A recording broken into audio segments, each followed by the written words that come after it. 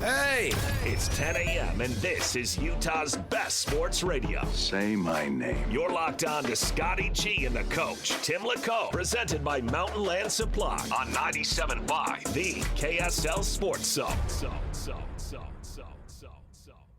And I want to welcome you into a brand new edition of Scotty G and the Coach here on 97.5, the KSL Sports Zone. No Scotty G, no the Coach, but we're here to take you through this 10 to 2 hour. I'm Alex Napoles. Sitting across from me is the great Jake Hatch. You hear him every day on the station from 6 to 10 on DJ and PK. Jake, how's it going, man? Doing well. I'm making it clear. I'm taking coach's role today, okay? Yes, you are the coach today. By the way, we said if USA won that it was going to be an Alex Napoles takeover. That is Well, true. that's what's happening. That is true. Lloyd And said. we were going to kick Scotty and the coach out. Well, See ya. So now here we go. 4 hours of Alex Napoles and Jake Hatch. should be fun. And only 30 seconds of soccer. There you go. Yeah, that's the other thing about this. Apparently, you've cut down his 60 seconds. He doesn't actually know this yet. Oh. Yeah, no, you're. I thought you were aware you of aren't this. adding 30 yet. You're going to actually be getting rid of 30 because of what soccer. What happened? thanks. What happened to after they win? We get to, No. we add a little bit Yeah, of but time. after that, those shenanigans, the red card shenanigans. Sorry, I've lost all You- respect. you've not been you penalized. are losing 30. Oh, so this is probably like 10 of those 30 right now. So I would get moving. Well, hey, the good news is that the U.S. men's national team won last night. They got the 2-0 over Bosnia. They're moving on to the next round. They'll take on Belgium on Monday in the round of 16. Massive win for the U.S. last night. That And- was not your cue to talk more soccer. No, then that's it. That's we're gonna leave it there. And we move along. Jake, how's it going, man? Doing well. How are you? Good, man. Thanks for sitting in and Absolutely. and hanging out with me today while Scotty and Coach are out. Yeah, this is going to be fun. Obviously, this is a crazy time of year. I know that early July, typically we're all gearing up for Independence Day, and for good reason, but you have NBA free agency, NHL free agency. We just came out of 2 drafts, which are fairly impactful for both of the local franchises here. So, yeah, it's been a pretty hectic week, all things considered. The NBA season the NBA offseason seems to be just as entertaining as the in-season stuff. Everything that's happening off the court, whether it's the trades, whether it's the moves, whether it's the free agency that we've just seen this week, there's never not an entertaining moment in the NBA.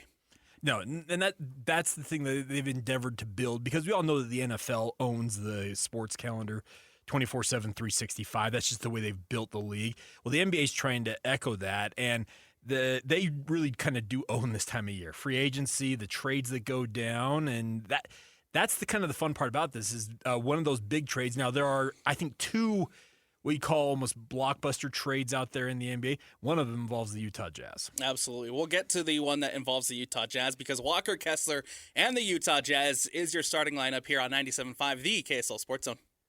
It's time to kick off the show with the biggest headlines of the day. This is your starting lineup on 97.5, the KSL Sports Zone. So the Utah Jazz move on from Walker Kessler via sign-and trade with the Los Angeles Lakers. They trade Walker Kessler to L.A. For unprotected first-round picks in 2031 and 2033, and first-round swaps in 2028 and 2030. That is quite the haul for Walker Kessler. This is a guy who the offer was on the table for Walker Kessler to remain as a member of the Utah Jazz. I think every Utah Jazz fan, including everybody that I've seen online and everybody that I've talked to, having the idea of Jaren Jackson Jr. lining up alongside Walker Kessler next season was incredibly tantalizing for all the Jazz fans. Sure. But now you quickly pivot, you move on, and Walker Kessler will now become a member of the LA Lakers. That's the interesting dynamic with this, is that the Jazz currently, as the roster currently stands, don't have what I would consider a true viable 5. That was what Walker Kessler was supposed to be for this lineup. And we had Ben Anderson on with DJ and PK about an hour ago, and the first thing, I think DJ asked him a question like, so what's your biggest concern for the Jazz right now? And he said, the center position. Because Walker Kessler, outside Victor Wembanyama and Rudy Gobert, is probably the those are the three premier defensive centers in the NBA right now. And to lose him obviously is a concern, considering you have Yusuf Nurkic, and apparently they're going to sign Jackson Hayes to man that center position. And it's probably going to require them, playing some center by committee. That may involve Jaren Jackson Jr., who, to his credit, is a former Defensive Player of the Year in the NBA. He's just not a true five-man. He actually fits better at the four. I'm curious to see how the Jazz handle this, but at the same time, you make the point that they got an absolute haul. Yeah, they outdid the likes of the Boston Celtics. They outdid Luka Doncic himself in terms of the haul that came back in return for that trade. And it shows yet again that when Danny Ainge and, in this case, Austin Ainge get involved in a trade, they're going to get everything that they can get out of you. Walker Kessler got more draft picks than John Morant. Yeah. Got more than Luka Doncic, which is insane world to even think about that. But here we are with the Utah Jazz and the Angels making good business. Now, again, I think it's unfortunate that the Jazz have to move on from Walker Kessler. I think every Jazz fan would have liked Walker Kessler to be a part in the Utah Jazz uniform. But the question now quickly turns to, and I think the good news is that you don't necessarily have to have a right away answer at the five position. Massive to get Yusuf Nurkic back. Now, looking back at, he leaves some money on the table to stay with the Utah Jazz, to return, to signs a new contract, and will stay a member of the Utah Jazz. And that's probably a bandage for the time being. But the good news is the Jazz now turn the corner out of this rebuild and into a team who can possibly be competitive. The five position isn't it's not. You don't have to have an answer immediately coming into this season. You don't, but we may need to readjust expectations for this team accordingly due to that. DJ brought up the point that he kind of been targeting this team being a top six, like an NBA playoff team that doesn't have to play in the play-in. Like he said, that was the expectation. And I think with Walker Kessler theoretically in that lineup, you absolutely could say that's the goal here for this team. But I think you look at it now, and DJ brought up the point, maybe you're looking at maybe top 8. Ben Anderson, obviously tuned to Jake and Ben in the afternoons from 2 to 7. He pointed out, he said, hey, if you're just trying to win in the NBA right now, you can probably be top 10. You can be a play-in caliber team. And that's what the Jazz, considering all the moves they've made and everything they have said, they're pushing to be at minimum. So, while I would like to think this team in time is a true top half of the Western Conference contender, to your point, that's probably not likely based on how the roster is probably going to look at the start of this season. Now, you get to the trade deadline. That conversation might change. Yeah, let's say that there's a 5-man that comes on the market, he wants out, and the Jazz are able to use their haul of assets they've got. They got this war chest. I think it's 10 first-round picks up through 2034 right now and you throw them at one of those teams, bring that guy in. Yeah, then you may readjust and say, okay, now you got the guy to man the middle there, and you make that push for the top 6, top 4.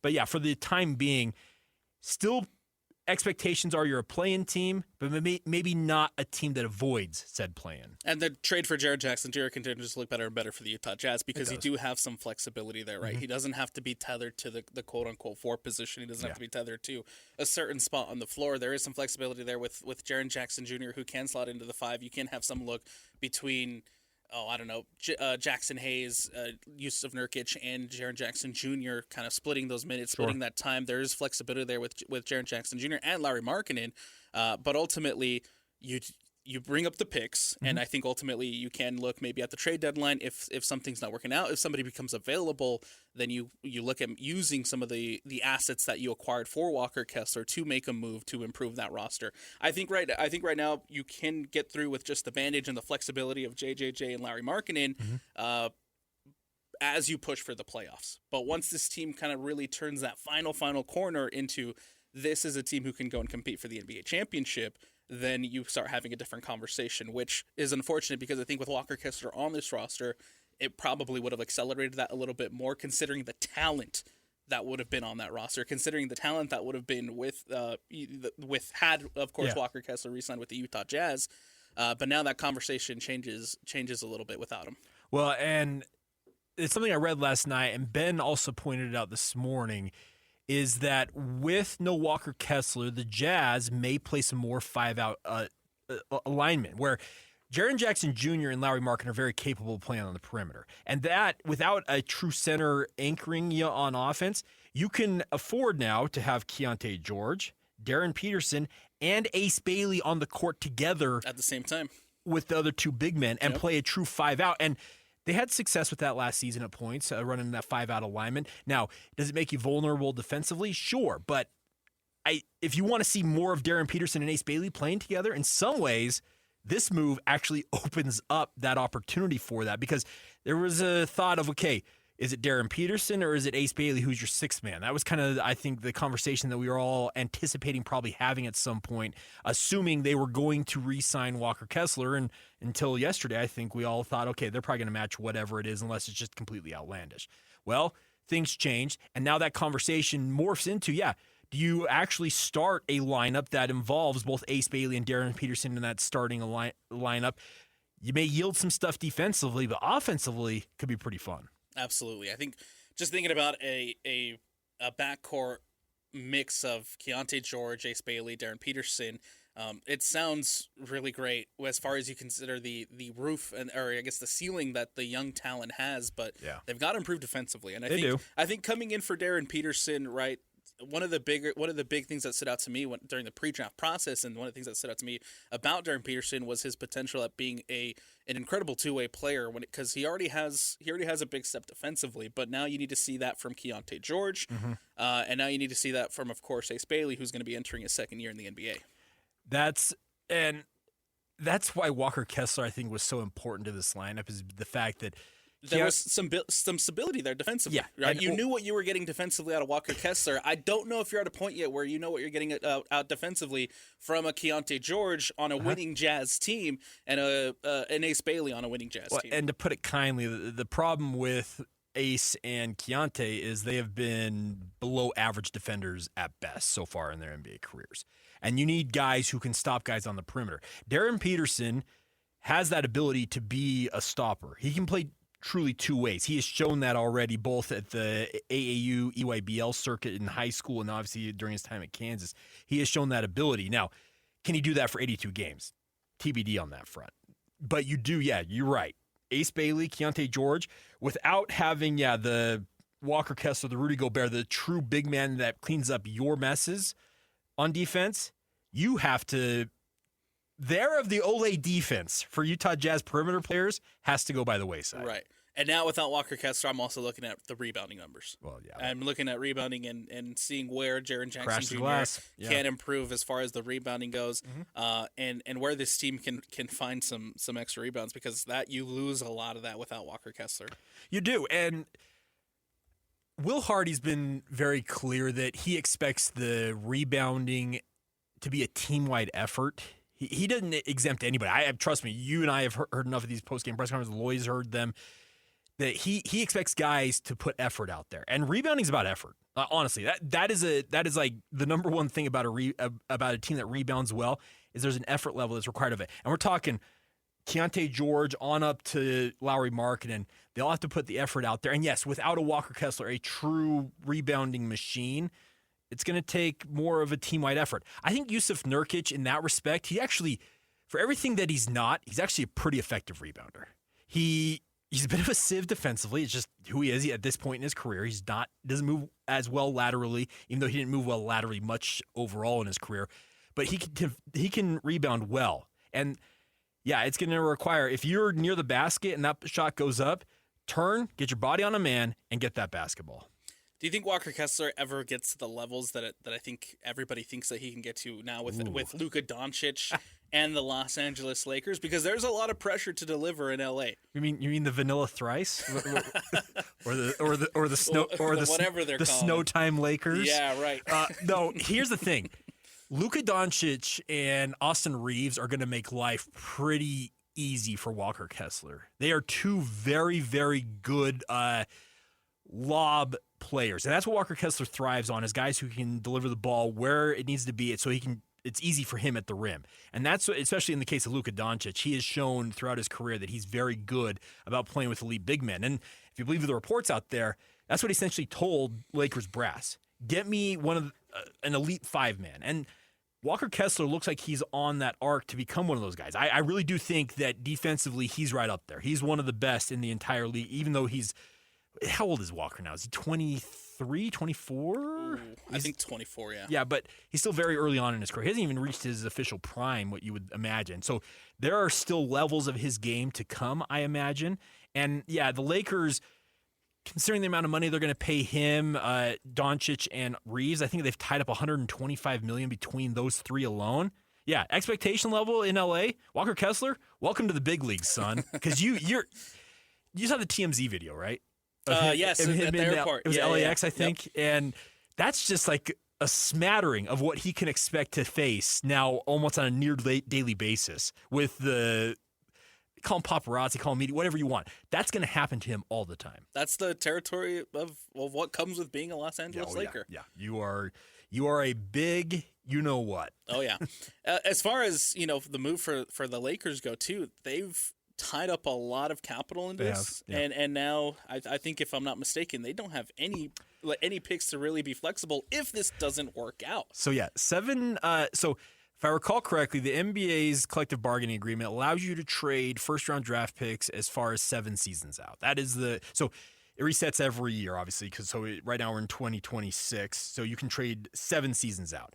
The Los Angeles Lakers for the next 7 seasons, as it currently stands, do not have a first-round draft pick. They have traded every one of those, and yeah, so they are banking on this iteration of what they're building here. They've also added Colin Sexton, Quentin Grimes also signed on yesterday, if I recall. Yes. One other player that they signed out of free agency.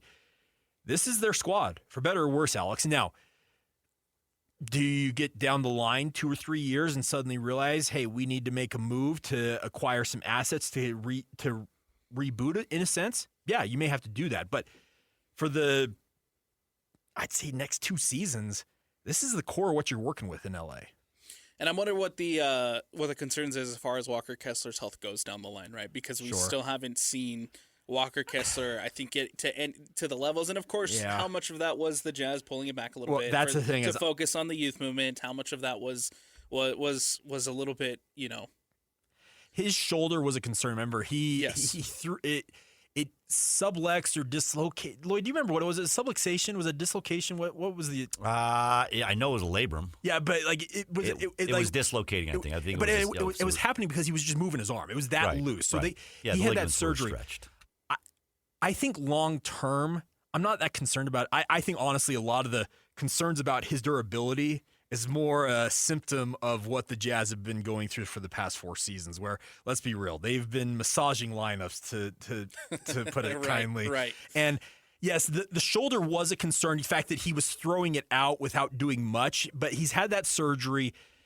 By all accounts, based on what folks like Austin Ainge have said, he's been diligent in his rehab, and assuming everything worked out on that front, I think he's going to be just fine health-wise.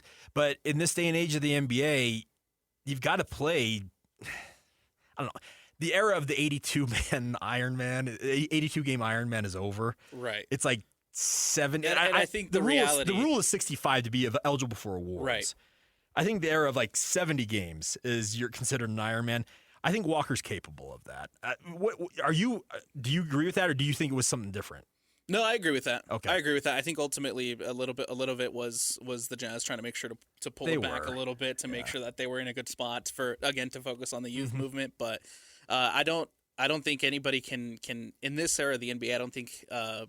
I think going after a player and thinking that a player can go 82 games in a season, maybe it's not as realistic as it once was. How is it not? These guys' bodies are so. You're telling me these guys are in better shape than, say, like a Cal Ripken Jr.? Well, that's the thing about the ultimate Ironman, by the way. Yeah. Go look at that record if you don't know about it, kids. Yeah, sure. And I think you make a good point there, Lloyd, is that the reason they did it, I mean, it was for the fans. They played for the fans, and it's just, I get it. We're in a different world now. But it was a pride thing as well. Absolutely. There was, and I will say, I think in this modern day of the NBA, it's so physically taxing in the league now because there's so many elite athletes. And I'm not saying that eras past didn't have this. The style of basketball is you get out and run. Mm-hmm. It's just everybody tries to run in this league. And it's like you get rebound, your outlet pass immediately, and you're off to the races. And I think it puts a heavier toll on guys' bodies, even though I think the modern NBA player's body, like I guess by and large, on average, I would say is in better physical condition than at any point of eras past for the NBA. I just think that the game demands more now than it did in eras past. Yeah. But you make a good point, Lloyd. Like I think the collective three of us on the show today, we grew up in an era watching, and Alex, I know you're younger than Lloyd and I'm I. not going to put Alex there. Fair. Alex is he is I'm in my a own youngster. category. By the way, do you know how many seasons Cal Ripken Jr. played? I'm sure I'd had to look it up because I couldn't remember. No, how many not straight off the top of my head, straight no. seasons? How many straight seasons? Just take a Lloyd? guess. 4. What? No. I don't know. 17. 17. You really not know about Cal straight Ripken? seasons. No. I think he's young, but that's okay. I'm not going to hold it against you. Okay. He played 17 straight That's seasons. impressive. That's impressive. And we also 2,131 consecutive games without missing. yeah. That's insane. And you're not But you're not going to see that. No, in this no, no. era. You're not. Because I think, looking at it, especially from like the Walker Kessler perspective, where he hasn't had a season where we've seen him completely go through without having some type of injury concern. Mm-hmm. Why would I have Walker Kessler empty out his tank in the 82 game season when there's the playoffs that I need that you should be focused on? Well, and that's the thing is, Lloyd and I, we grew up in the 90s watching Carl and John, speaking of Karl Malone, and John Stockton. John missed a grand total of, I think, like it was like 30 some odd games his entire NBA career. And it was like one of them was a 24 game span. And most of that might have been one of his last seasons. But no, it was that broken leg. Remember, he had a 24 game span that he missed because of broken leg. He would miss maybe 1, maybe 2 games. And there were multiple seasons where eras past of NBA fans like myself grew up in the 90s, watched these guys play. It was a pride thing. They were playing for the fans. They showed up every single night. It's a little different now. Yeah, and load management. It's not even that it's load management. I know that's it's become a very derisive term to use that to really get after people. But I really do think that Walker Kessler, we're going to see truly what he's made of. Because the expectation with that contract he's got now, he's got to deliver. Absolutely. Because LA has staked a lot on him. Absolutely. There is a lot going on in the NBA when it comes to NBA free agency trades. Obviously, the big one yesterday was Jaylen Brown, and we'll dive into that next because the Philadelphia 76ers are making a move. They go all in on Jaylen Brown. Cole Bagley coming up at 11:05, our Utah Mammoth insider here on KSL Sports. He'll jump in and he'll talk about what a massive day it was for the Utah Mammoth yesterday, as far as picking up some signings, picking up some trades in picking up some signings in free agency, picking up some trades, and then we'll have Andy Bailey jumping on the show at 12:05 to talk NBA. That's coming up later on in the show. Again, coming up next, we'll talk Jaylen Brown and the 76ers here on Scotty G and the Coach. It's 97.5, the KSL Sports Zone. Mom, can you tell me a story? Sure. Once upon a time, a mom needed a new car. Was she brave? She was tired, mostly. But she went to Carvana.com and found a great car at a great price. No secret treasure map required. Did you have to fight a dragon? Nope, she bought it 100% online. From her bed, actually. Was it scary? Honey, it was as unscary as car buying could be. Did the car have a sunroof? It did, actually. Okay, good story. Car buying you'll want to tell stories about. Buy your car today on Carvana. Delivery fees may apply. Mammoth and the Utes, Cougars, and Aggies. When it comes to sports in Utah, we've got you covered. This is Scotty G and the Coach, Tim LaComb, presented by Mountain Land Supply on 97.5, the KSL Sports Zone. Welcome back in 97.5, the KSL Sports Zone. Scotty G and the Coach, Alex Napoles and Jake Hatch sitting in for the day. What a busy day it was yesterday in the NBA. But the biggest move that stands out. Before you get there, this is your first song. It's today's your day. Today your is my playlist. day, yes. Don't just run right past it. Today is your my playlist day. And, how deep we going to get with your playlist? Oh, not very deep. I wasn't very creative today. No deep cuts. No deep cuts for me today. Well, that's a shame. We'll start with Jimi Hendrix, who I absolutely love and adore. Great music. One of the all-timers, no doubt about it. Absolutely. What a busy day it was in the NBA yesterday. The plenty of moves in free agency, plenty of moves as far as trades goes, but the biggest one, of course, one of the bigger ones that stands out, aside from the Walker Kessler move, is, of course, Jaylen Brown, who now has a new home. But let's rewind it a little bit. Let's go back to the Giannis Antetokounmpo trade, because this was a major talking point because the Celtics were rumored to be in the Giannis sweepstakes. It was rumored that it was going to be Jaylen Brown who was going to be a part of that deal. And immediately, right, once he goes to Miami, one of my first thoughts was when that all went down was, how does Jaylen Brown return to the Boston Celtics locker room knowing that the Boston Celtics were shopping him around for Giannis Antetokounmpo? Well, and he had kind of already, I don't know, dictated the terms, probably wrong. Somebody who's been as vocal as he's been. Well, yeah, he's a Twitch streamer. As opinionated as he is, like, of course, this was it was gonna turn out to. In the end, it was going to come down to this. I swear this guy spends more time on Twitch than almost anything else in his world. And the thing about it is, you're right. There was no way that Boston, as often as he had been brought up in trade rumors, there was no way. You had to make a move. Now, do I understand why Boston fans, including one illustrious Bill Simmons, are miffed that they traded one of their franchise pillars to one of their arch rivals? Right. And by the way, didn't get near the haul that you would expect maybe a guy who he was 6th in NBA MVP voting, if I recall correctly, this year. Yes. The Celtics would not have been in the position that they were in this season without Jaylen Brown. No. And simple as that. Yeah, so to trade him, to one of your arch rivals, and to not get the haul that is probably befitting of a guy of his status. Yeah, I get why Boston fans this morning are like, what's going on here? And the other thing about it is, people claiming that Philadelphia, I saw somebody say, I don't remember who it was, Philadelphia got gifted a NBA Finals run with him joining the 76ers. And my immediate thought was, I understand kind of why you say that on paper, but we're also talking about the Philadelphia 76ers right. and guys like Joel Embiid, who, right. you want to talk about, the term load management was coined for Joel. For Joel Embiid, yes.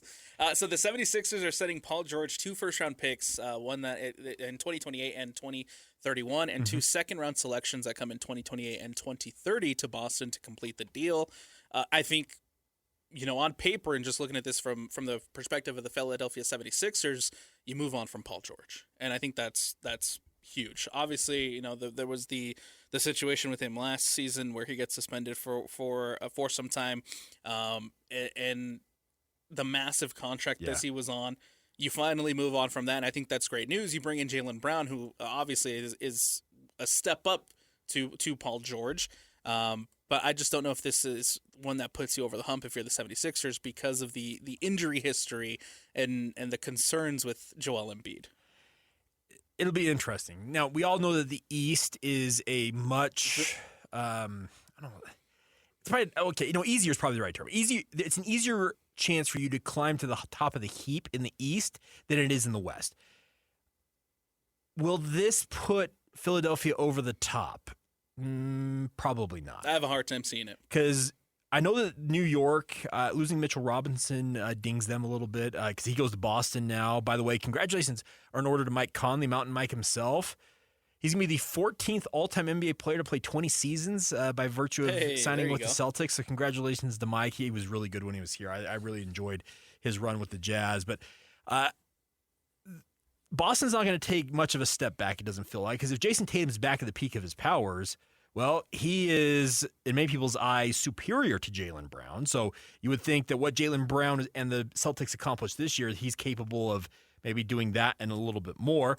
New York's not going anywhere as the defending champions. I think there are teams like Indiana. Remember, the Pacers made the NBA Finals, and they took a step back this year because of injuries, the Achilles to Tyrese Halliburton. They're not planning on staying down. They're planning on jumping kind of right back into the fray. Giannis is now in Miami, teaming up with Bam Adebayo, and you can guarantee that with the way that Miami constructs their roster and the way that they just kind of run things, Miami's not. So this is not putting Philadelphia at the top of the heap in the East. I would have a hard time seeing it.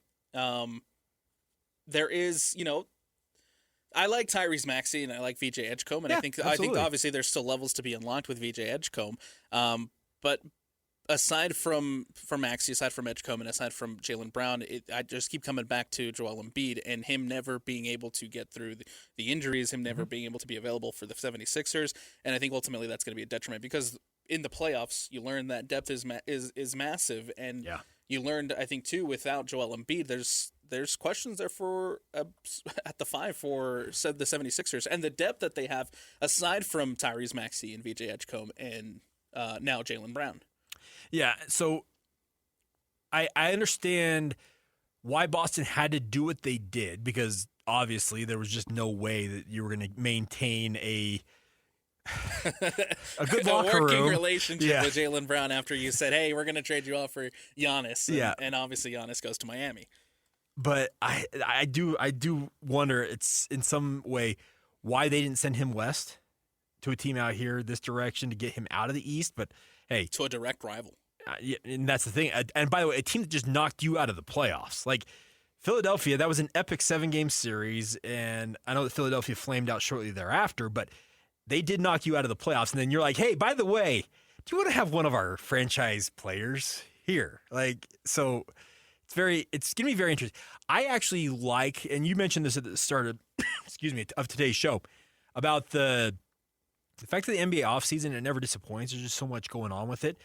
The way some of these teams are remaking themselves, there is a ton of intrigue. Because, yeah, Philadelphia, on paper, they've got a really talented roster. Now, I thought kind of the same thing when they added Paul George. It was like, oh, they got some dudes. They added VJ Edgecombe, who I thought was one of the best rookies, if not the best rookie in the NBA this past year.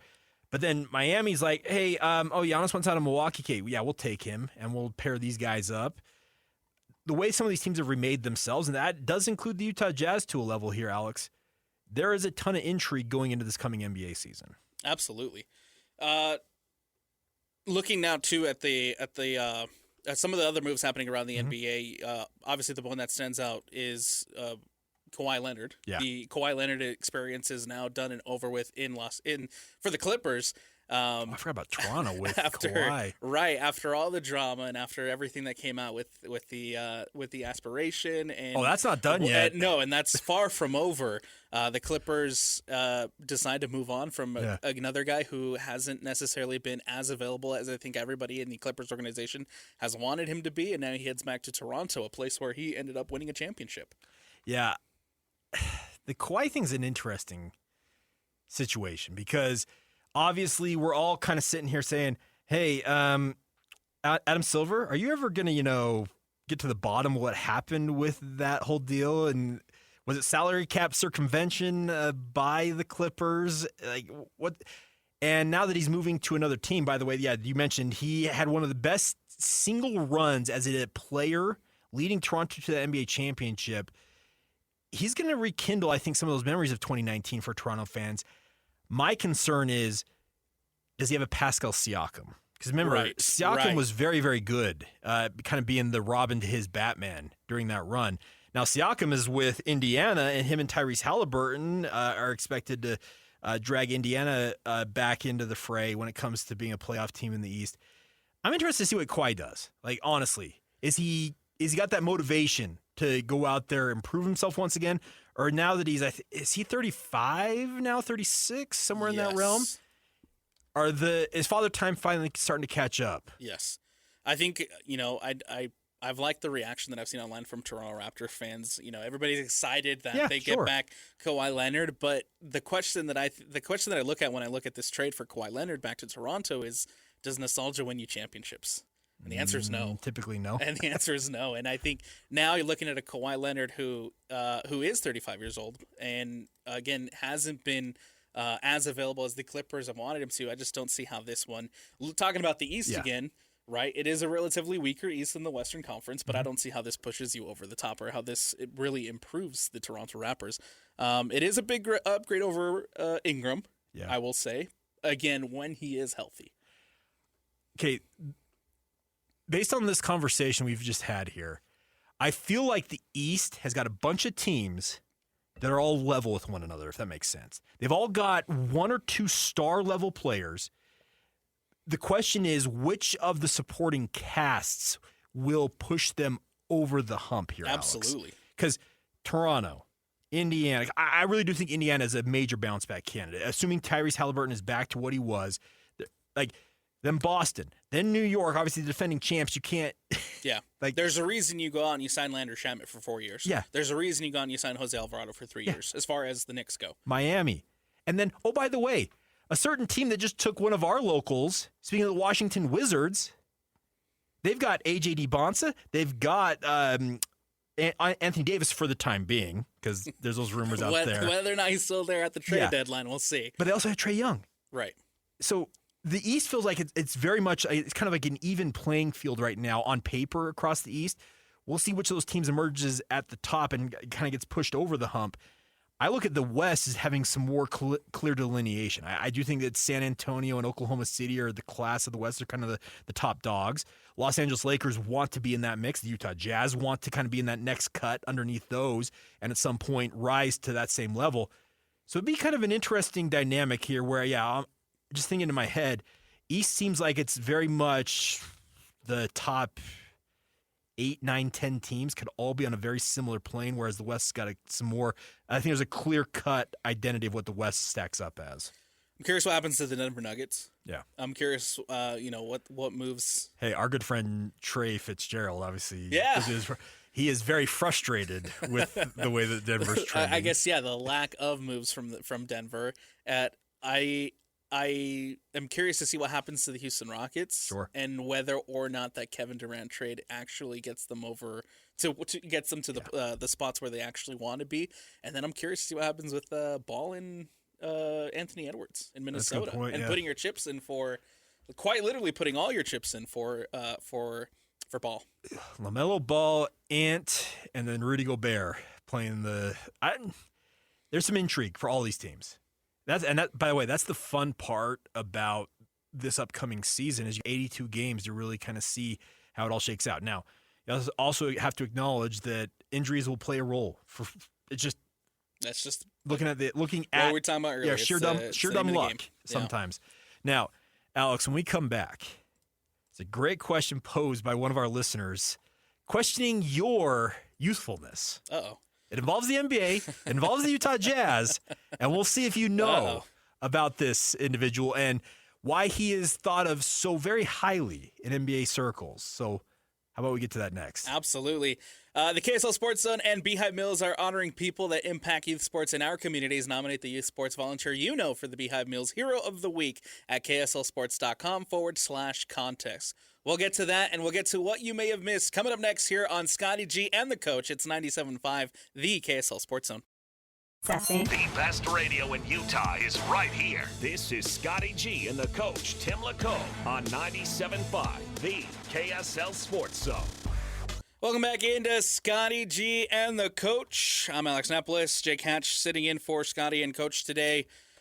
Jake, you had a proposition at the end of that last segment. Okay, so this is a question that comes from our good friend, Classless Skip. Now, obviously, he is a longtime listener, and he and I go back and forth on things from time to time. And it goes back to the debate we had earlier today, because you didn't know about Cal Ripken's epic Ironman streak. 17 straight MLB seasons, 162 games. Played forever. I vividly remember sitting down the night he broke that record, had that trot around Camden Field. You probably watched it too, Lloyd, I would imagine, when he broke that streak. Well, our good friend Classless Skip, bringing it closer to home, said this. On the subject of games played streak, there's Booner, speaking of the legendary Ron Boone, who his X handle or Twitter handle says, 1,041 straight. He played 1,041 straight games over 12 and a half seasons. He played some 84-game seasons and I think an 86-game season. Crazy. Does Alex know about that one? I did know about Ron Boone. Okay. I did know about that streak. And the Booner. I did, obviously, because he and David Locke do a fantastic job on the radio calls here on the KSL Sports Zone. And so I did know about, and I was aware about Ron Boone's streak of 1,041 consecutive games.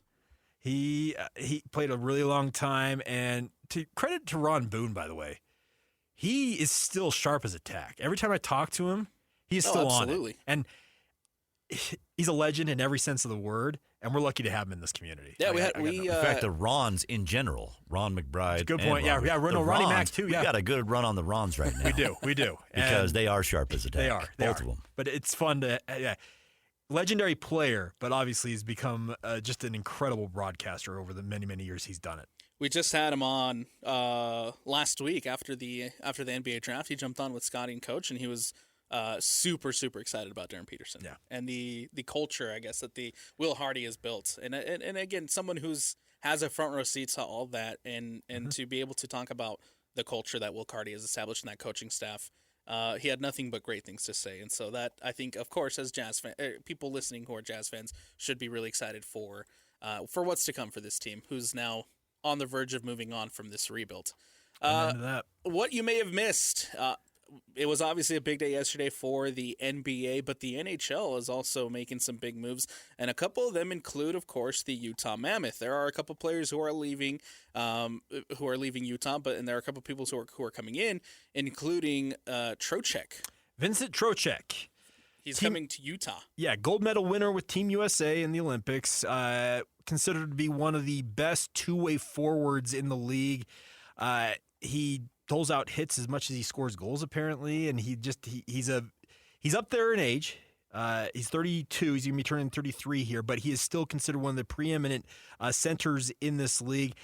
I think this move, and I'll get your thought on this, Alex, is GMBA, as we like to call him, GM Bill Armstrong, trying to upgrade that center position because it's become so critical to have that spine in the modern NHL, and having a guy like him who can win. By the way, he's a very, very good face-off. He wins a lot of face-offs, and that's something that they have struggled with the Utah Mammoth. And to talk about the face-offs too, they re-signed Kevin Stenlund, yes, who's going to hit free agency, but he comes back, signs a 1-year deal, so that you do have now Trocheck and Stenlund who can get you some good things in the face-off.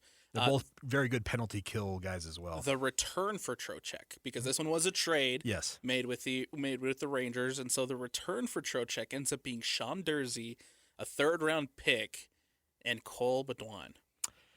Now, Durzi is a top 4 D-man, so obviously losing him hurts, but Baudouin is one of the 2 or 3 best prospects amongst a very strong group of prospects the Mammoth have hoarded. And it's not, hoarding is it's almost a derogatory term, but they've just done a very good job about having these assets. And to move Cole to New York in this trade, I think it speaks a lot, to what it took to get Vincent Trocheck here.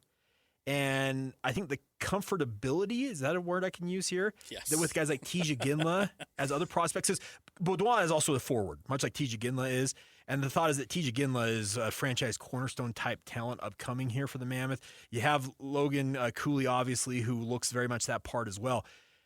Yeah, you had probably to move on from some of these prospects at some point. Maybe Baudouin ends up becoming an absolute stud for the New York Rangers, and I'm going to be very happy about that.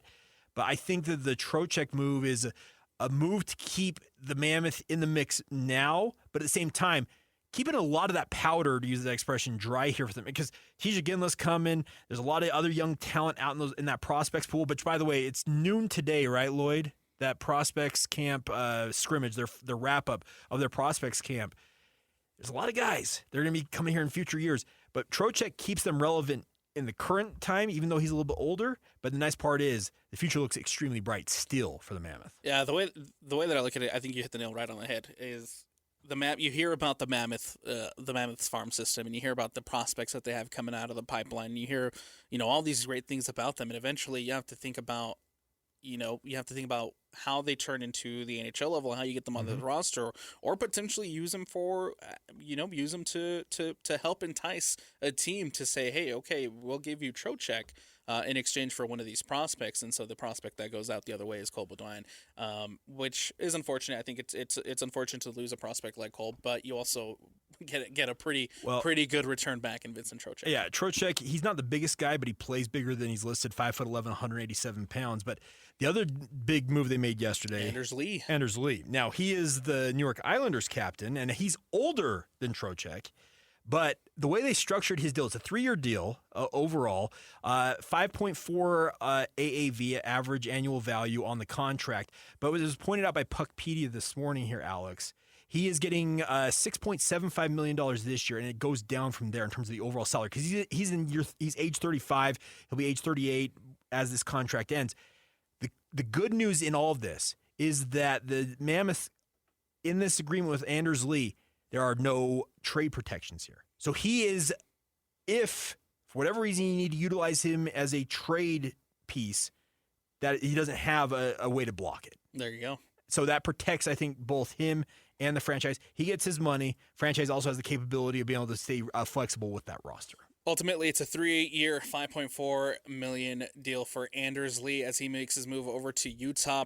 A busy day yesterday again for the Utah Mammoth. Yeah. Some of the names going out: Ian Cole, Kerfoot, Vanacek, Dursey, Baudouin. Some of the names coming in: Trocheck, Stenlin, and Lee. We'll get Cole Bagley's thoughts on how all these moves worked out for the Utah Mammoth.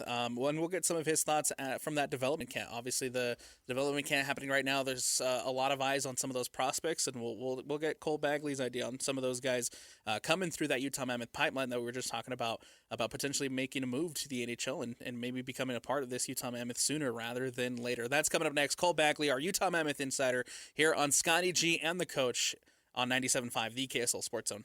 You're locked on to Scotty G and the Coach, Tim LaComb. Now I know y'all are tripping. Presented by Mountain Land Supply on 97.5, the KSL Sports Zone. Welcome back into Scotty G and the Coach here on 97.5, the KSL Sports Zone. Alex Napoles, Jake Hatch sitting in for Scotty and the Coach. Again, it was a big day yesterday in the NHL, not just for the Utah Mammoth, but a bunch of players that have moved on and a bunch of teams making moves. We'll get some of Cole Bagley's ideas here coming up in just a moment. Expected to join us here in just a bit about what the Mammoth's doing, about what's going on in the NHL, because there are a lot of big moves to also be had. You know, similar to what we were talking about the NBA. Obviously, the NBA, everyone's got an eye on the NBA, but now here as we welcome in the Utah Mammoth and as we get accustomed to the NHL, we also have to keep an eye on some of these moves happening in the NHL. Jake Hatch. Well, it's something that DJ and PK kind of pointed out this morning is like, it's kind of cool to have a second franchise here in the market, and their seasons do overlap. Obviously, they run through the winter and on into the spring, but then they have very similar drafts, free agency, and whatnot. But it gives us extra stuff to pay attention to, and it obviously the rise of the Mammoth rep in the NHL has been something to behold. Ryan and Ashley Smith have done an incredible job about taking a franchise that I have friends who live down in Arizona who said that the Coyotes were a laughingstock of the NHL, and a lot of that went to the ownership and the nickel and dime nature of that ownership group and everything. But Ryan and Ashley Smith, they brought this franchise to Utah. They've loved it up. They've given them top of the line resources, top of the line facilities, and they've been rewarded for it. The Trocheck thing, I don't know if you saw it yesterday. Last year, he had one of those, it wasn't a full no-trade clause, but Utah was on his list of teams that he would not accept a trade to. He had put that on the list.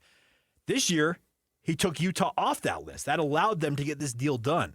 Shows you that Salt Lake City, shows you that Utah, the word's getting out about what the Mammoth are. And I grew up in an era where the whole Ron Harper was saying, "You go live in Utah." That was like it's like this. It's like knife wound that we still hold as Utahns about Utah and like the fact that no NBA free agents want to come here. Well, guess what? NHL free agents do, and the Utah Mammoth benefit from it. Absolutely, and there's now moves to be made because of it. I saw a tweet yesterday that was essentially saying that the testament of what Ryan Smith and Ashley Smith have done for the NHL and in the Utah market specifically, the fact that you have players now who were initially didn't want to come to Utah, didn't want to, had Utah on their no trade list, and now all of a sudden moves are to be made to bring in some of those guys. Yeah, and it's a really fun time to watch. Just the way that things are trending here, and it's fun. It really is exciting to watch a franchise that we're going to talk with a guy who covered them as close as anybody. I'm going to restate that point. If there's somebody that covers the Mammoth better and closer than our good friend Cole Bagley does, I'd like to meet them. Absolutely. Joining us now here on Scotty G and the Coach, it is the Utah Mammoth insider for KSL Sports, Cole Bagley. Cole, how's it going, man? Good. How are you guys doing? Doing great. Just trying to keep up with everything that's happening in the AHL, trying to keep up with everything that's happening with the Utah Mammoth. Obviously, the Utah Mammoth yesterday, very, very active. And, of course, bringing in Vincent Trocheck. There was a trade that was made, and then, of course, you have Anders Lee, who was picked up. Just your initial thoughts and your initial reactions to some of the moves that the Utah Mammoth has made so far this offseason. Yeah, I thought, for the most part, I think they've done really well this offseason, not just in terms of the draft or some of, the Peterka trade and what have you, but I thought they did well yesterday in free agency. In terms of the contracts that they had coming off the books, the Ian Coles and the Kerfoots and the Vantage checks. I think it was the right thing to do to let those guys walk and go and find other suitors. And then in terms of who they were able to bring in between Trocheck and Anders Lee and trading for Trocheck, I think home runs. To me, those moves illustrate and demonstrate how serious this organization is about continuing to get better every single season, about not just settling for the status quo. And Bill Armstrong and Chris Armstrong have talked a lot recently about how difficult it is to get back to the playoffs. Just because they're a playoff team last year doesn't mean anything about this upcoming season. Of the 16 teams that made it 2 years ago, only 10 of them returned this previous year. And so for Utah, they understand that they still have a lot of work ahead of them. It's about I think slow and steady progress, I think is what is eventually going to help them win the race. And for me, I think that that's what they're able to accomplish over the last week or so. All right, Cole, let's dig into the Trocheck deal here, because it is a trade, and you give us some assets. You give up a top 4 D-man in Sean Dursey. You give up one of your prized prospects in Cole Baudouin. Give me a sense. Do you feel like it was fair value to get him here to Utah in exchange for what you gave up? Yeah, I think it's a pretty even trade, to be honest. I don't know. I mean, I think it'll take time to really decide a winner, but right off the bat, for the Rangers, I think it helped them accomplish and fulfill some of their needs, right? They didn't have a very deep prospect pool, and they're able to get a really good prospect in Cole Baudouin. They need some help defensively, so they're able to get Sean Dursey and then a 3rd-round pick. So for them, I'd say that, if you're going to grade that trade for the Rangers, I'd probably say B+, A-. And then for Utah on the other end, it's the hardest part of that trade was to give up Cole Baudouin. I've seen him progress over the last couple of years. He had a really good season in Major Junior for the Barrie Colts. He was one of their leading scorers. He was their captain. Watching him at Dev Camp this week, you could see, his intensity level raise and his, intentions to try and push for an NHL roster spot. That's tough. But with that being said, I would say that Cole was probably their 4th best prospect. I'd probably go with, Tej or Denoyer or 1 and 2. And then Ethan Belches, I'd probably put at 3, and Cole Baudouin just right behind him. So for Utah, they have an embarrassment of riches. At some point, they had to start moving on from some of these prospects. And if you're able to get a reigning gold medalist from Team USA, a guy that was super important during, the majority of that tournament. Yes, he played on the 4th line, but he was a specialist. He was one of the primary reasons that the United States was so good on the penalty kill. And he won a lot of important faceoffs for that team. And, he's experienced. Sure, he's up there in age. I think he's going to be turning 33 here shortly. But I think anytime you can get a winner, a guy who knows what it takes to be successful, and a guy that goes to the net and is absolutely just relentless and ferocious, that's a big part of why Utah brought this guy in. They talked Bill and Chris talked to us yesterday about that as they reviewed the roster and they looked at the potential needs, that was a big deal for them, was to get, straight line players who are going to go to the net, not be afraid to go to the net. And so that's why they brought in not only Trocheck, but Anders Lee. So for Utah, I think, if you're going to grade that trade, I probably would give Utah a B+. Yes, it's hard to give up a guy like Cole Baudouin.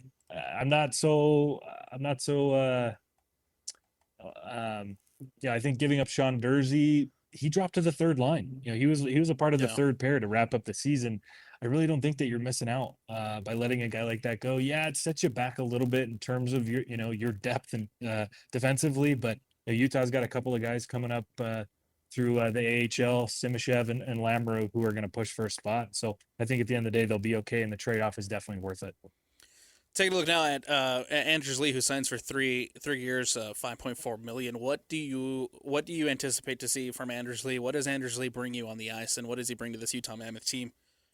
Yeah, he brings some things that they've been missing. He brings a lot of size, first and foremost. 6'3" wing, who, again, another menace around the net, another guy that's going to be a big body, who's going to go into near the net front, who's going to block the vision of the goaltender, who's going to use his body, who's going to clean up and score dirty goals. And I think, one of the most important things with both of these additions is, where did Utah lack in the playoffs? Well, they lacked physicality. They lacked size. They had a tough time keeping up with the Vegas Golden Knights, who just overwhelmed them. And it made it tough for Utah to generate offense. But you bring in 2 guys like this, who, their bread and butter are those dirty goals, are creating in close near the slot in front of the goaltender.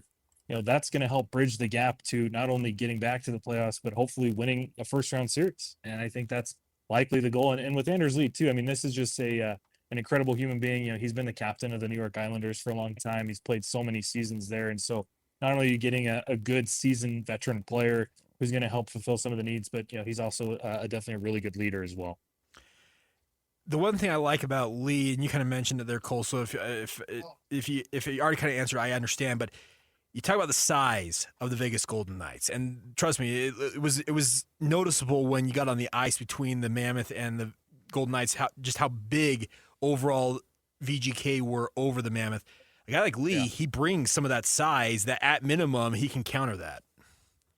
100%. And that was. We asked Bill yesterday about, why were these two guys who, by the way, these were two of their most highly coveted free agent and trade prospects. These were the top two of the top guys on their list that they wanted to bring in. They didn't think that Anders Lee was going to be available.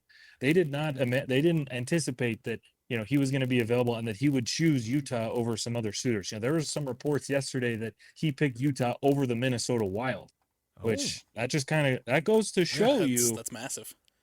That goes to show you what's being built in Utah, right? I mean, Minnesota is arguably, I'd probably peg them in a dark horse cup contender right now. I mean, just based on what they did last year, they couldn't get past the Colorado Avalanche. I think it was a 4-1 series. They struggled. They've got some things that they've got to figure out. But the fact that he was willing to pick Utah over some other suitors just kind of goes to show, what's being built here, what the belief in this organization, in this system is, and how much of an impact he feels that he can have. And yeah, it's like I said, I mean, I think that Utah greatly lacked playoff type players. And that's something that even Coach Torney talked to us about a week ago when I asked him, hey, what did this playoff series teach you about what you need as both a coach and in terms of the team, in order to find more success, a year from now, next spring and summer. And he said, look, one of the biggest things that we've looked at is, which of the players on our roster from last year were just 82 game players, and which players can we go out and get who can not only be 82 game players, but can be postseason players. And to me, I think that Trocheck and Lee are both guys that you look at and go, okay, those guys are going to show up for all 82, and then they're going to make a difference when it comes to the postseason. We talk about some of the outs, and we hit on the prospect Cole a little bit, but out of Ian Cole, Alex Kerfoot, Vanacek, Jersey, some of the guys that have moved on, is there anybody that you think, anybody that stands out to you that the Mammoth should have considered to keep in here to try to push this team into the next, or are they all good moves of hey, maybe it was time to move on and upgrade at those positions? Yeah, I think it goes back to what I was just talking about of which of these players on last year's roster were just 82 game players. Mm-hmm. I'd argue that pretty much every single one that's been moved was mostly just an 82 game player.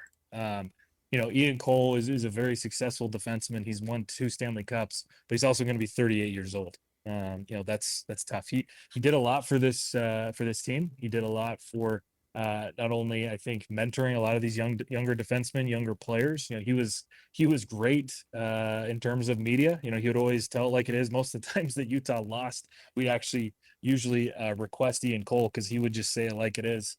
But it was definitely time to move on, and good for him to go and find a pretty decent size contract in Chicago. Alexander Kerfoot, he was definitely a good player. He was kind of regarded as a Swiss Army knife in some regards. He could do a lot. He could play on the wing. He could play at center.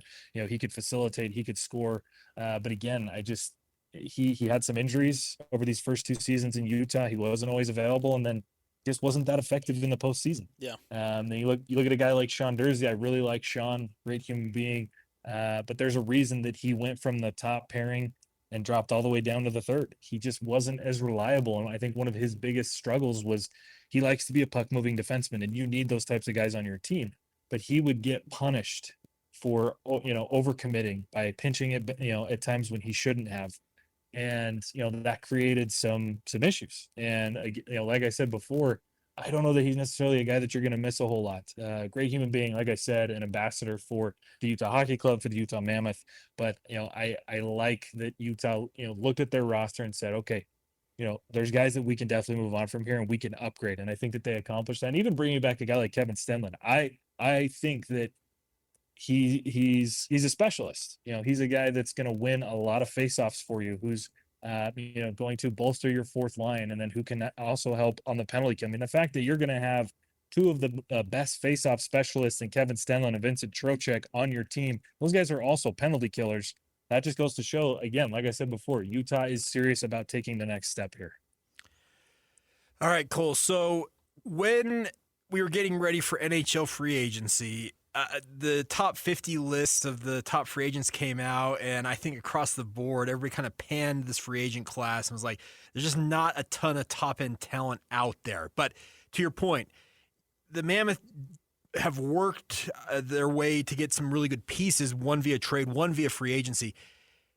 Is the class as, I guess, bad as it's projected to have been, and is the money commensurate with that? I hope that makes sense. Yeah, I think this is one of the worst free agent classes of the last 20 years, to be honest with you. Yeah. And I think that's why we saw so many trades over the last week. And, I've been told, from multiple sources that, hey, this is a trade league right now. If you want to get better, you got to make some trades. And obviously, they're still decent players. I still think Anders Lee is a great pickup for the Mammoth. But yeah, it was a very poor free agent class. There really was no top end talent that hit the market where you go and you look at it and you think, man, that's a guy that's really going to make this team a lot better. Or man, that's, there really wasn't any sweepstakes, right? Yeah. So I think that's why, we saw so many trades. The Sharks made a lot of trades yesterday. Sure. Toronto made a number of trades. Chicago, there's been even more trades today. Like I said before, this is a trade league, currently, and I think that's also why we've seen so many star players on, poor teams, poor rosters ask out and ask to be traded, right? I mean, Brady Tkachuk is now in Florida, and Dylan Larkin's looking for a new home, and there's all that weird nonsense with Zach Werenski, but right now, I think if you're going to get better, it's primarily going to be through the trade market. And, if you can tie up some loose ends with free agents, I think that's really what yesterday was more about was, hey, there's some decent talent, and, we're definitely going to try and approach it that way. Two of those free agents are goalkeepers. Bobrovsky goes to Toronto, and then Frederik Andersen goes to Edmonton. They're both getting up there in age, especially in the case of Bobrovsky. He's going to be 41, if I recall correctly, when his deal runs out with the Maple Leafs. Do either one of them, I guess more in the case of Edmonton with Frederik Andersen, they've been lacking a goalkeeper. Is that the goalkeeper that can, get Edmonton back to where they want to belong? No. Okay. I mean, there's a reason the guy was pulled, yeah. Right? Yes. In the playoffs. I don't know what it is about the Edmonton Oilers, but the fact that they have fumbled two of the greatest players to ever play the game. It's true. Connor McDavid and Leon Draisaitl, the fact that you cannot find a solid goalie to help support that team, because in my opinion, that's all they need. You get a top end goalie, you're probably competing for Stanley Cups again and potentially winning one. And I am shocked that they didn't look at the market and go, you know what, we're going to go all in and we're going to try Bobrovsky. We're going to just see if maybe that's the guy that puts us over the top. Or Connor Hellebuck has been reported in a whole bunch of trade rumors. Mm-hmm. Why is Edmonton not trying to bring in a guy like that? He just won a gold medal because he was an impenetrable force, Secretary of Defense that we're talking about here, right? Yeah. So I don't know. It's baffling to me that, they thought that Tristan Jarry and Connor Ingram were going to be the solutions last year. And then, with that addition yesterday, I just look at it and go, you guys just aren't serious. And, I think it's going to end up costing them, Stanley Cups when they arguably should be competing every single year. Taking a look across the entire NHL landscape, a lot of moves, and you mentioned it, a lot of free agent pickups, a lot of trades going on. Off the top of your head, which ones stand out to you the most? Which teams got better and which teams didn't? I know we were just talking about the Oilers, but other than that, anything else standing out to you as far as the trades and the moves go inside the National Hockey League? Yeah, I think you look at a team like Toronto. They shipped out a lot of guys yesterday, and they brought in a number. Obviously, we talked about the goaltender just a few minutes ago. I think that that's a team as well that I think kind of sees the writing on the wall in some regards. They have significantly wasted the prime years of Austin Matthews and William Nylander, and they obviously lost out on Mitch Marner. So I think for them, this is kind of they were lucky enough, they were blessed by the hockey gods to get the first overall pick and bring in a guy like Gavin McKenna. And then they made some, trades that I think moved the needle a little bit. It feels like kind of a last ditch effort to figure things out here. If the season goes poor again, I have a tough time believing that they wouldn't, try and blow things up and try and start over and build around McKenna. But I think they made some good moves that'll make them a little bit more competitive. And then, the San Jose Sharks, it was an interesting day for them yesterday. I thought they started out really strong. They added some interesting older pieces in, Trouba and a couple other guys, but I think it closes the gap for San Jose a little bit. I think that, they were a team that was kind of on the cusp of competing for a wild card spot, and then it fell apart at the end of the year. I think with the additions that they made, the draft that they had, and some of these additions, I think it closes the gap and it puts them right there. And it's going to make, the West even tougher. It's like we talked about earlier in the show. Every single year that goes by, it's more difficult to make the playoffs, especially for younger teams like Utah, like San Jose, like Anaheim. Getting back is difficult, and the Sharks definitely made it a lot more competitive, I think. Cole, real quick before we head to the break, just real quick, the situation on Barrett Hayton. What's the latest there? I saw last week it was going to arbitration. Now you have the Devils offering a sheet to Barrett Hayton. What's the latest on Barrett's status?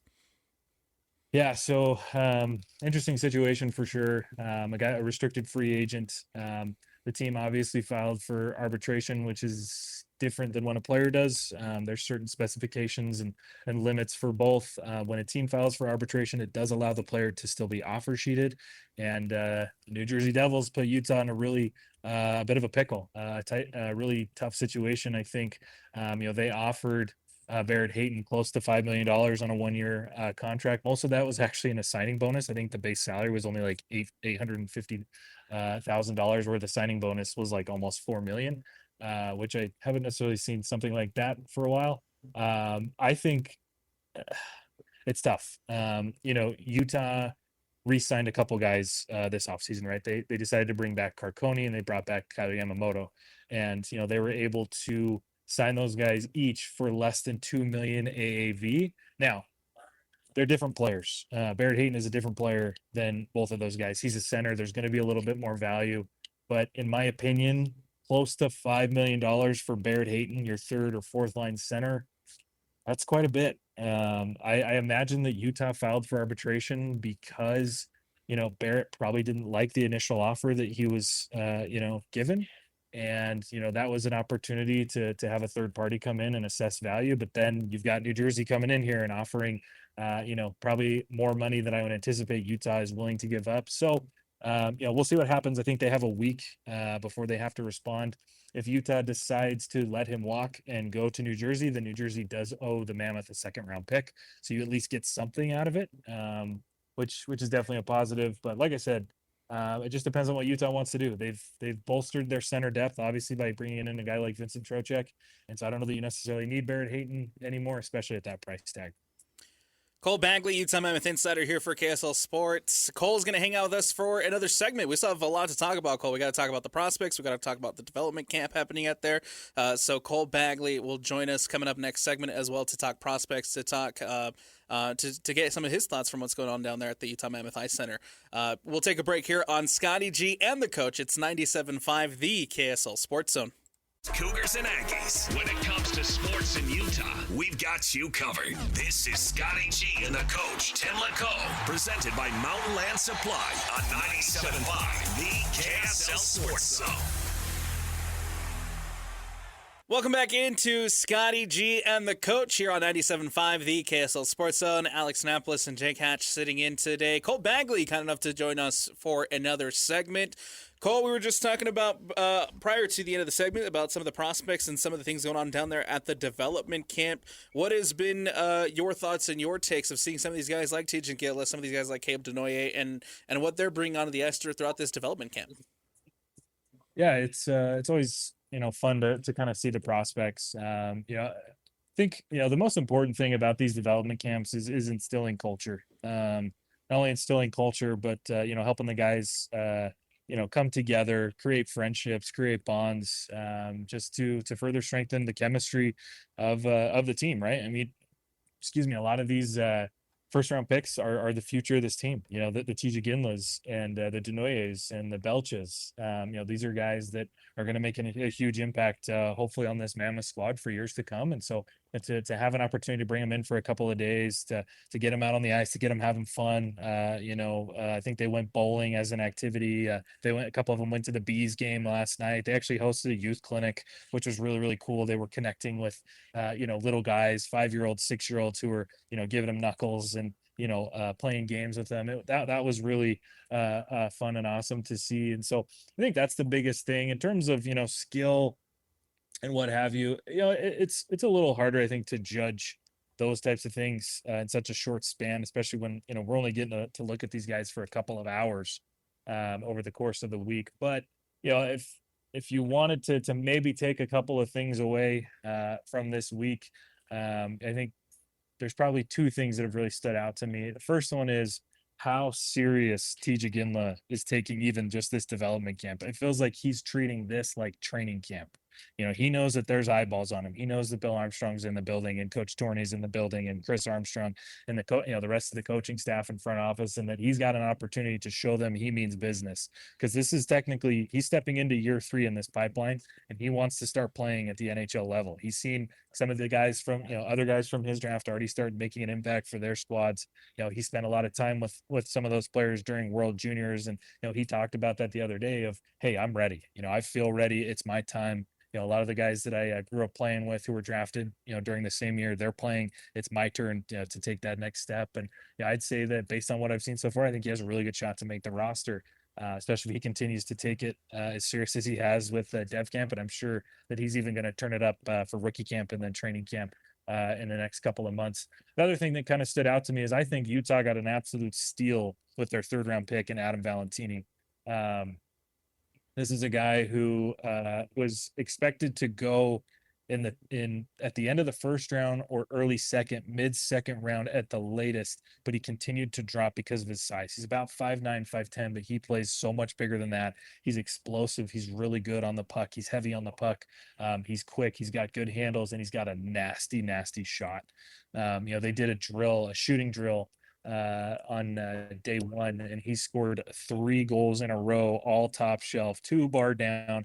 I think he finished like 4 of 8 on that drill scoring wise. And I posted a video of the one on both X and Instagram, and you can kind of hear after he scores, everybody goes, "Ooh!" and that's what it was. I mean, he looks really good. And then I asked him the other day, and we got to talk with him. I said, "Hey, what was the draft experience like for you? I mean, I didn't mean to add salt to the wound, but you probably dropped a little bit further than you were expecting. Do you wear that with pride? Does that, you kind of have a chip on your shoulder?" He's like, "Absolutely.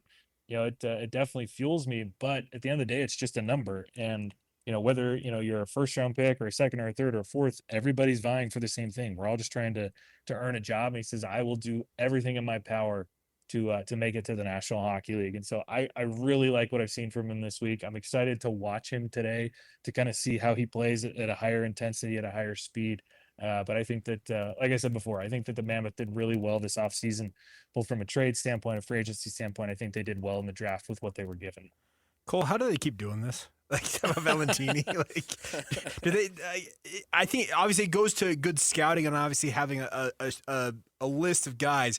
But they keep pulling guys out of these middle rounds that apparently appear to be top shelf prospects.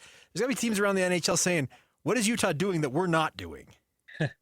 Yeah, I mean, there's plenty of that going on. I mean, I think if you look at Montreal, a guy like Lane Hudson, he was taken a little bit further. He ended up making Montreal's team out of camp. Yeah. I mean, so it happens. But like you said, when you get into the later rounds and the later stages, and even in the 1st round, I think that Belches was a steal at 17. Sure. Yeah. He going into the early mock drafts and even some of the mid-season mock drafts, a lot of people had him in the top 10, and then he dropped because he had a clavicle injury that he insured to us that he's 100%. It's not bothering him anymore. I think some teams looked at it and went, we're not willing to take the risk there. But Utah looked at it and went, really? A 6'5", 230-pound prospect? You're not going to take a risk on him and see if he can't help you out. So yeah, it just, Utah, I think, has one of the best scouting staffs in the National Hockey League, and that's been proven over, not just these recent picks, but look what they did with acquiring guys like Logan Cooley and Dylan Guenther. Logan Cooley should have been first overall in his draft class. Dylan Guenther, I think, went 9th overall. He probably should have gone top 3. So, Utah has been really good at assessing talent and making sure that they get the most out of their draft picks. Because, it's not necessarily about, if you get the first overall pick, yeah, you're going to pick a Gavin McKenna or a Macklin Celebrini or a Matthew Schaefer, and you're going to have a great draft. But I think that you have to put perspective into account. You have to look at what a team is given. They had the 17th pick. That didn't guarantee them to get an incredible player by any means, but they did their homework. They traded up and they got, I think, a guy who was a borderline top 10 pick, who I think is going to have a pretty good impact on this club.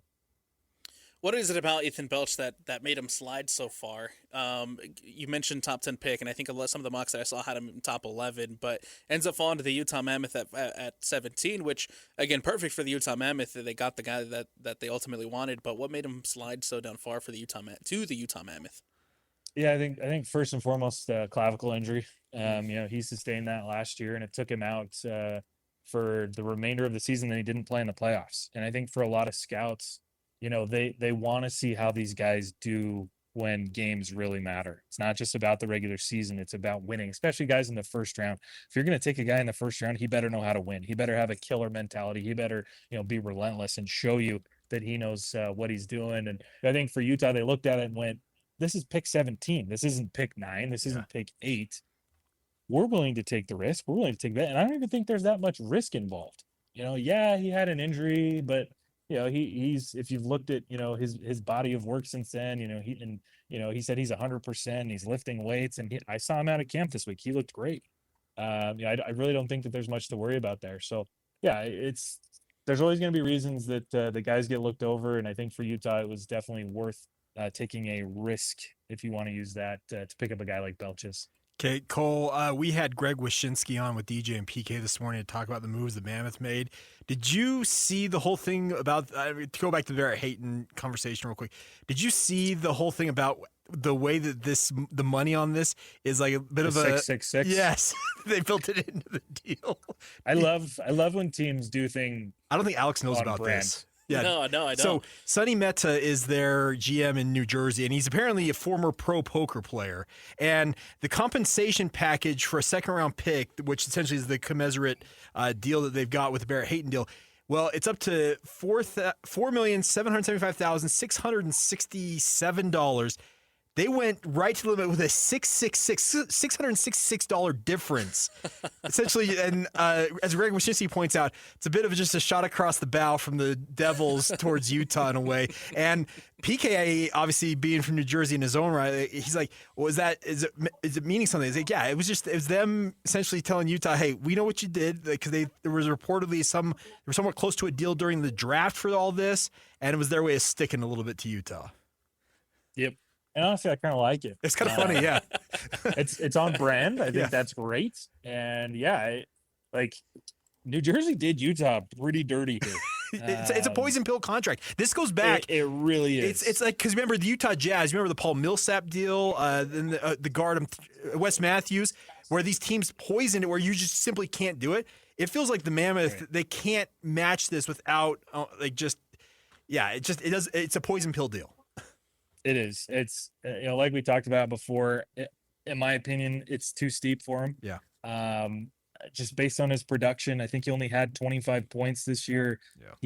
He's had some injury problems, not just this year, but in the past. This is a guy that was drafted almost 10 years ago. Yeah. And now he's just coming up on his RFA because he's had injury problems that have kept him up in the press box for quite a while. And he's a former 5th overall pick, and he just never really turned out. This is a guy that was picked above Quinn Hughes, which that's tough. It's tough to to have a guy like that just not really perform up to the level that you hope for. But I do think it's funny. It feels like the National Hockey League, there's a little bit more comedy than other leagues. It feels like teams like to chirp each other a little bit more, and I'm all here for it. That one was, I just thought that was very on brand, but at the same time, it's like yeah, we're gonna stick it to you a bit. I respect it in so many different ways. Yeah, I do too. Cole, when you look at all the moves that the Utah Mammoth have made this offseason, how much of those moves are made with players like Simashev in mind, with players like Tijagin in mind, with potentially opening up some roster spots to get these guys going onto the NHL ice next season? Yeah, the biggest thing for Utah right now is they're in this in-between phase. They've emerged from the early parts of the rebuild where it's all about, immediate player development, where it's all about, getting guys like Gunther and Cooley and, Josh Stone when he was on the squad, those types of players, ice time, and just, letting the chips fall where they are and not really caring about record, right? I mean, through the first 3 seasons of the rebuild, wins and losses are not important. It's more about, gathering picks, hitting on those picks, and getting those guys ice time as quickly as possible. They did that. That has been a success. Then they stepped into the next part of the phase of, okay, now it's time to start winning some games. Now it's time to start playing, competitive hockey, meaningful hockey. Check that one off the box. Then on to the next step, making the Stanley Cup playoffs. Check. Now you're into this phase of, okay, we're a playoff team, but we're still buying time for these prospects. So how do we do that appropriately? How do we make space for them, give them time, but make sure that they're ready to play for us? They don't want to just bring guys on to bring guys on. And what head coach Andre Tourny told us last week is, if a prospect's going to make this team, it's because he can make this team and make this team better. He can help this team. And I do think that that's why they have opened up a couple of spots, and there are going to be some opportunities for Tijagin and Daniil Boot and Dmitry Simashev to make this team out of camp and to help them out. Definitely defensively, that third pairing, there's a lot of question marks about who's going to be, rounding out the blue line for the Mammoth on that third pair, because Cole's gone and Durzee's gone. So who's it going to be? Is it going to be DeSimone and Simashev? Is it going to be Simashev and Lamoureux? I think that's why they're excited for training camp. And then up front, Bill talked about trading Peterka because things didn't work out and they wanted to open up some additional space, for a guy, for their prospects to come in and take spots and play. And if you look at the roster, especially if Hayton isn't matched, there's probably 2 spots to be won by some prospects. Is Boot fully ready to make this team out of training camp? Is Tijagin ready to make this team out of training camp? I think that's what makes this so exciting. And, Utah's going to have to, be careful with it, right? Because there's no more taking steps back. It's all forward from here. You've made the playoffs. Now the goal is to not only make the playoffs again, but to be even more competitive and potentially win a series. And I think, the year after that, it's okay, going beyond that, maybe winning a second series and so on and so forth. So yeah, for Utah, they understand where they are, and I think they're going about it the right way. You can go over to KSLSports.com. You can check out all the write-ups from our Utah Mammoth insider, Cole Bagley. Cole does such a fantastic job at giving you all the information when it comes to the Utah Mammoth. Cole, thanks for taking some time today to join us, man, and break down all this. A lot of really good information, a lot of really good stuff, it feels like, happening with the Utah Mammoth this offseason so far. So, Cole, we appreciate your time today, man. Cheers, guys. Thanks. There he is, Cole Bagley, Utah Mammoth insider for KSLSports.com.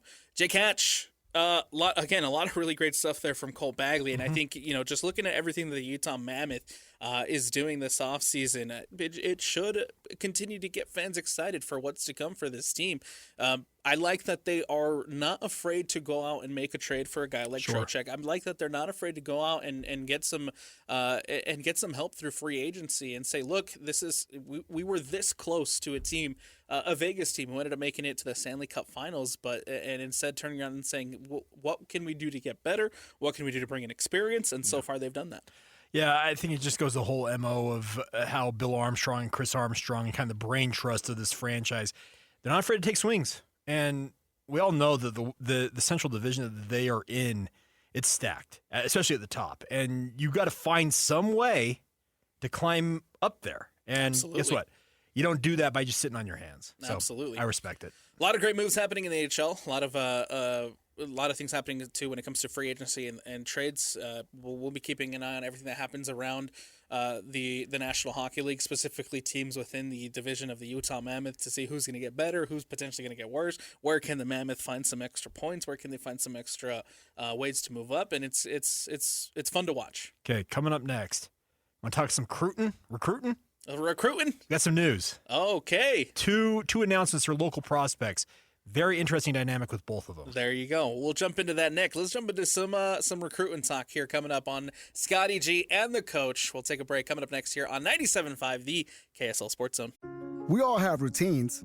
I'm Jabron, and with diabetes, mine was finger sticks. Sometimes I skip them because they hurt.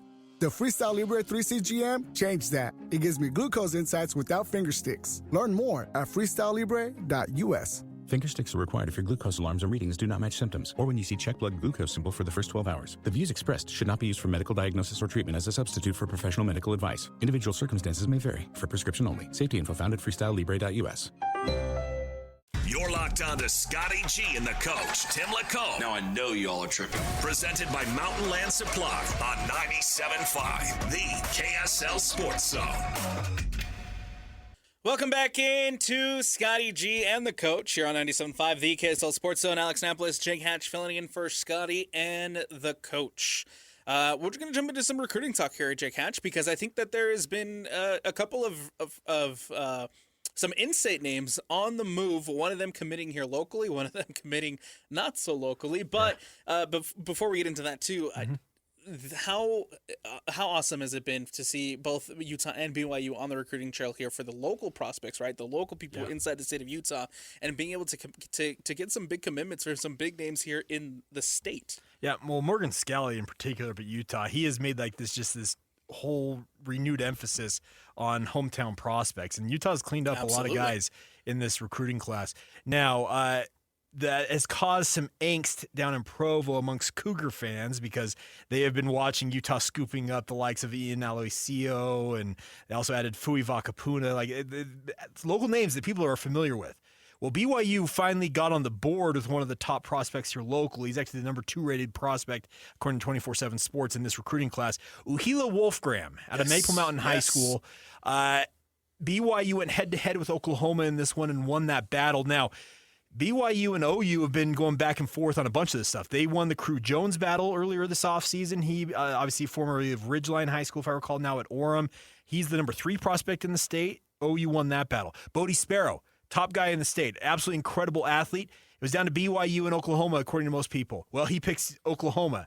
Had Oklahoma won the Wolfgram sweepstakes, they would have had the top 3 prospects in state they would have committed. BYU wins that one. So it's a nice win for BYU to get a true bona fide 4-star in Uhila Wolfgram. But to your point, both BYU and Utah have done a very, very good job about prioritizing hometown prospects, and that's always going to be the backbone of these two programs. Now, the other story I wanted to talk about that I kind of teased, 2 different dynamics here. So Uhila Wolfgram, celebrate Cougar fans because that's obviously a nice recruiting win.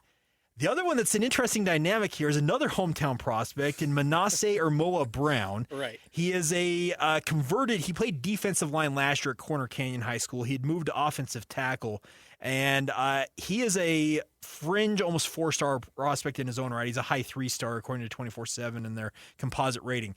Well, it has long been thought that it was a battle between BYU and Arizona State, that he was a Big 12 battle. Either the Sun Devils or the Cougars are going to win this battle. And this is a guy who had the looks of Oregon, Oh, yeah. UCLA, Cal, amongst others. Yeah. We're talking yet another one of those top prospects. He's in the top 10 in the state. I think he might have been like the 4th or 5th rated prospect in the state. Well, and by the way, the Uhila Wolfgram and the Moa Brown announcements have both come within the last hour. So this is literally just happening. Well, Moa Brown all of a sudden announces he's going to, wait for it, drum roll please, Fresno State. Oh, what?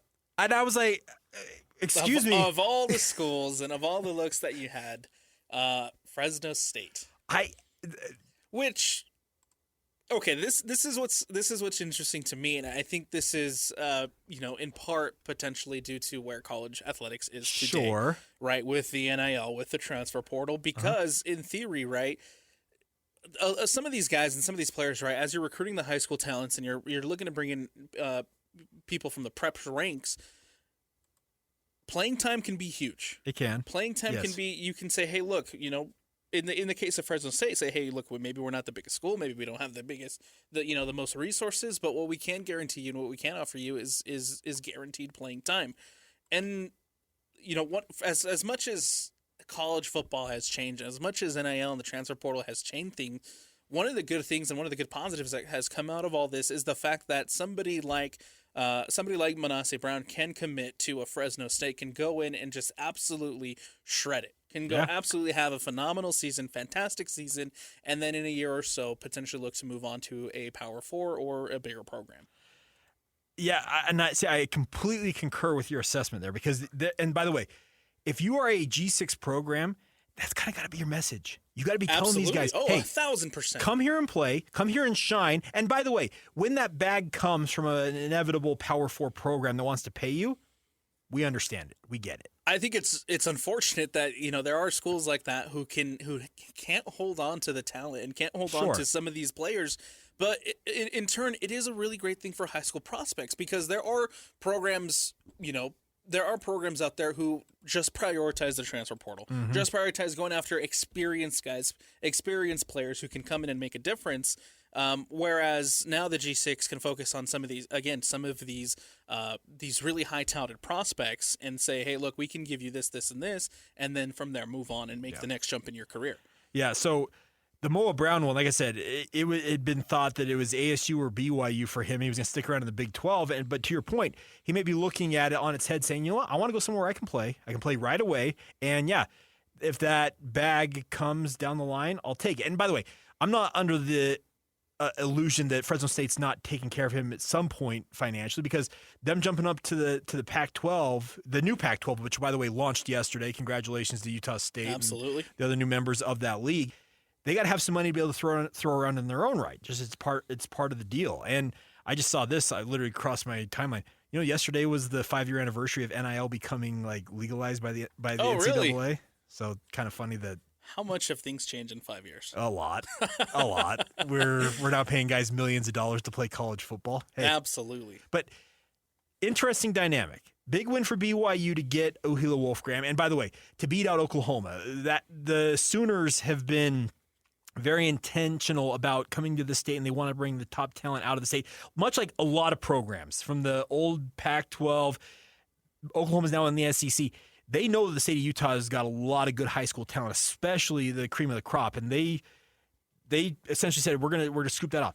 BYU gets a big win keeping Ohila Wolfgram here. Absolutely. But the Moa Brown one, I'm a bit floored because I'm just like, okay, but to your point, if he's got a chance to go play, good on him. I'm sure that was probably a big drawing point. Not of course, there's the money factor to it. Yeah, but again, I think for G6 schools to be able to, they should be able to use that and absolutely should use that to their advantage and say, hey, look, we might not have the biggest resources, we might not have the best facilities, we might not be this, and this, but if we can give you the opportunity to showcase your skills and showcase your talent and have immediate playing time, that draws high school players, especially, again, in an era where people prioritize the transfer portal and players who have already done it at that level. Mm-hmm.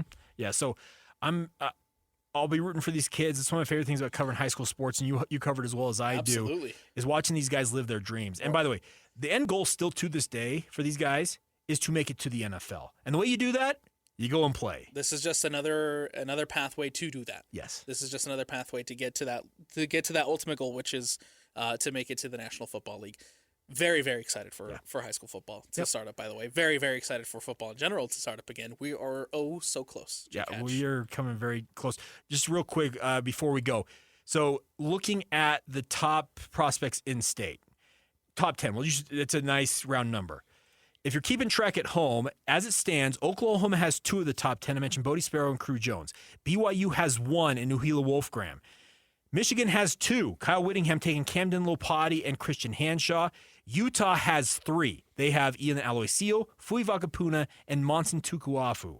And that should be incredibly exciting for Utah fans. Absolutely. But then you have the random Manasseh Brown and Fresno State. But that shows you the diversification of this talent. It's being dispersed far and wider than ever has before. And it's good for these young men. They get their opportunity to play. But I am a bit of a homer for this state. I'd love to see more of these guys stay in Absolutely. That's exactly what I was going to say. The more of these guys you can give them the chance to be the quote unquote hometown heroes and the opportunities that they can get with the local universities, and be able to see these guys and keep a close eye on their careers and their trajectory, right? Because we see them all the way from the high school level, and move up, and I think that's awesome for them to be able to stay here. I know we got to go, but dispersal of the talent, by the way. Colorado, Oregon State, Iowa State, West Virginia, Nebraska, Oregon, Penn State. The guys are going all over the country from the Beehive State. It's cool. And that's great. But I want more of them to play here. That's a testament too. Absolutely. That's a testament too, though, to how much the football level here in the state of Utah has jumped dramatically in the last 4 or 5 years. Yep. All right, we got to take a break. Coming up next, Andy Bailey will join us. We'll talk NBA. We'll talk Walker Kessler. We'll talk NBA free agency and everything in between. That's coming up next here on Scotty G and the Coach. It's 97.5, the KSL Sports Zone. The best sports radio in Utah is right here, right here. This is Scotty G and the Coach, Tim LaComb, on 97.5, the KSL Sports Zone. Welcome back into Scotty G and the Coach here on 97.5, the KSL Sports Zone. No Scotty G, no the Coach today. Alex Napoles and Jay Catch taking you through and filling in for the day. There's a lot of things happening in the NBA, a lot of going-ons in the NBA, and we're very excited to welcome in our next guest to help us break down everything that's going on inside the National Basketball Association. It is Andy Bailey. He covers the NBA for Bleacher Report. Andy, how's it going, man? It is going pretty well. I appreciate you guys having me. It's been a wild couple of days, huh? Oh, absolutely. And of course, we have to start with the big trade that happened just yesterday, and that is that Jaylen Brown is now going to the 76ers in exchange for Paul George and a couple of picks. And just your initial reactions to that, and if Jaylen Brown can put the 76ers over the top of it and to where they want to get to go.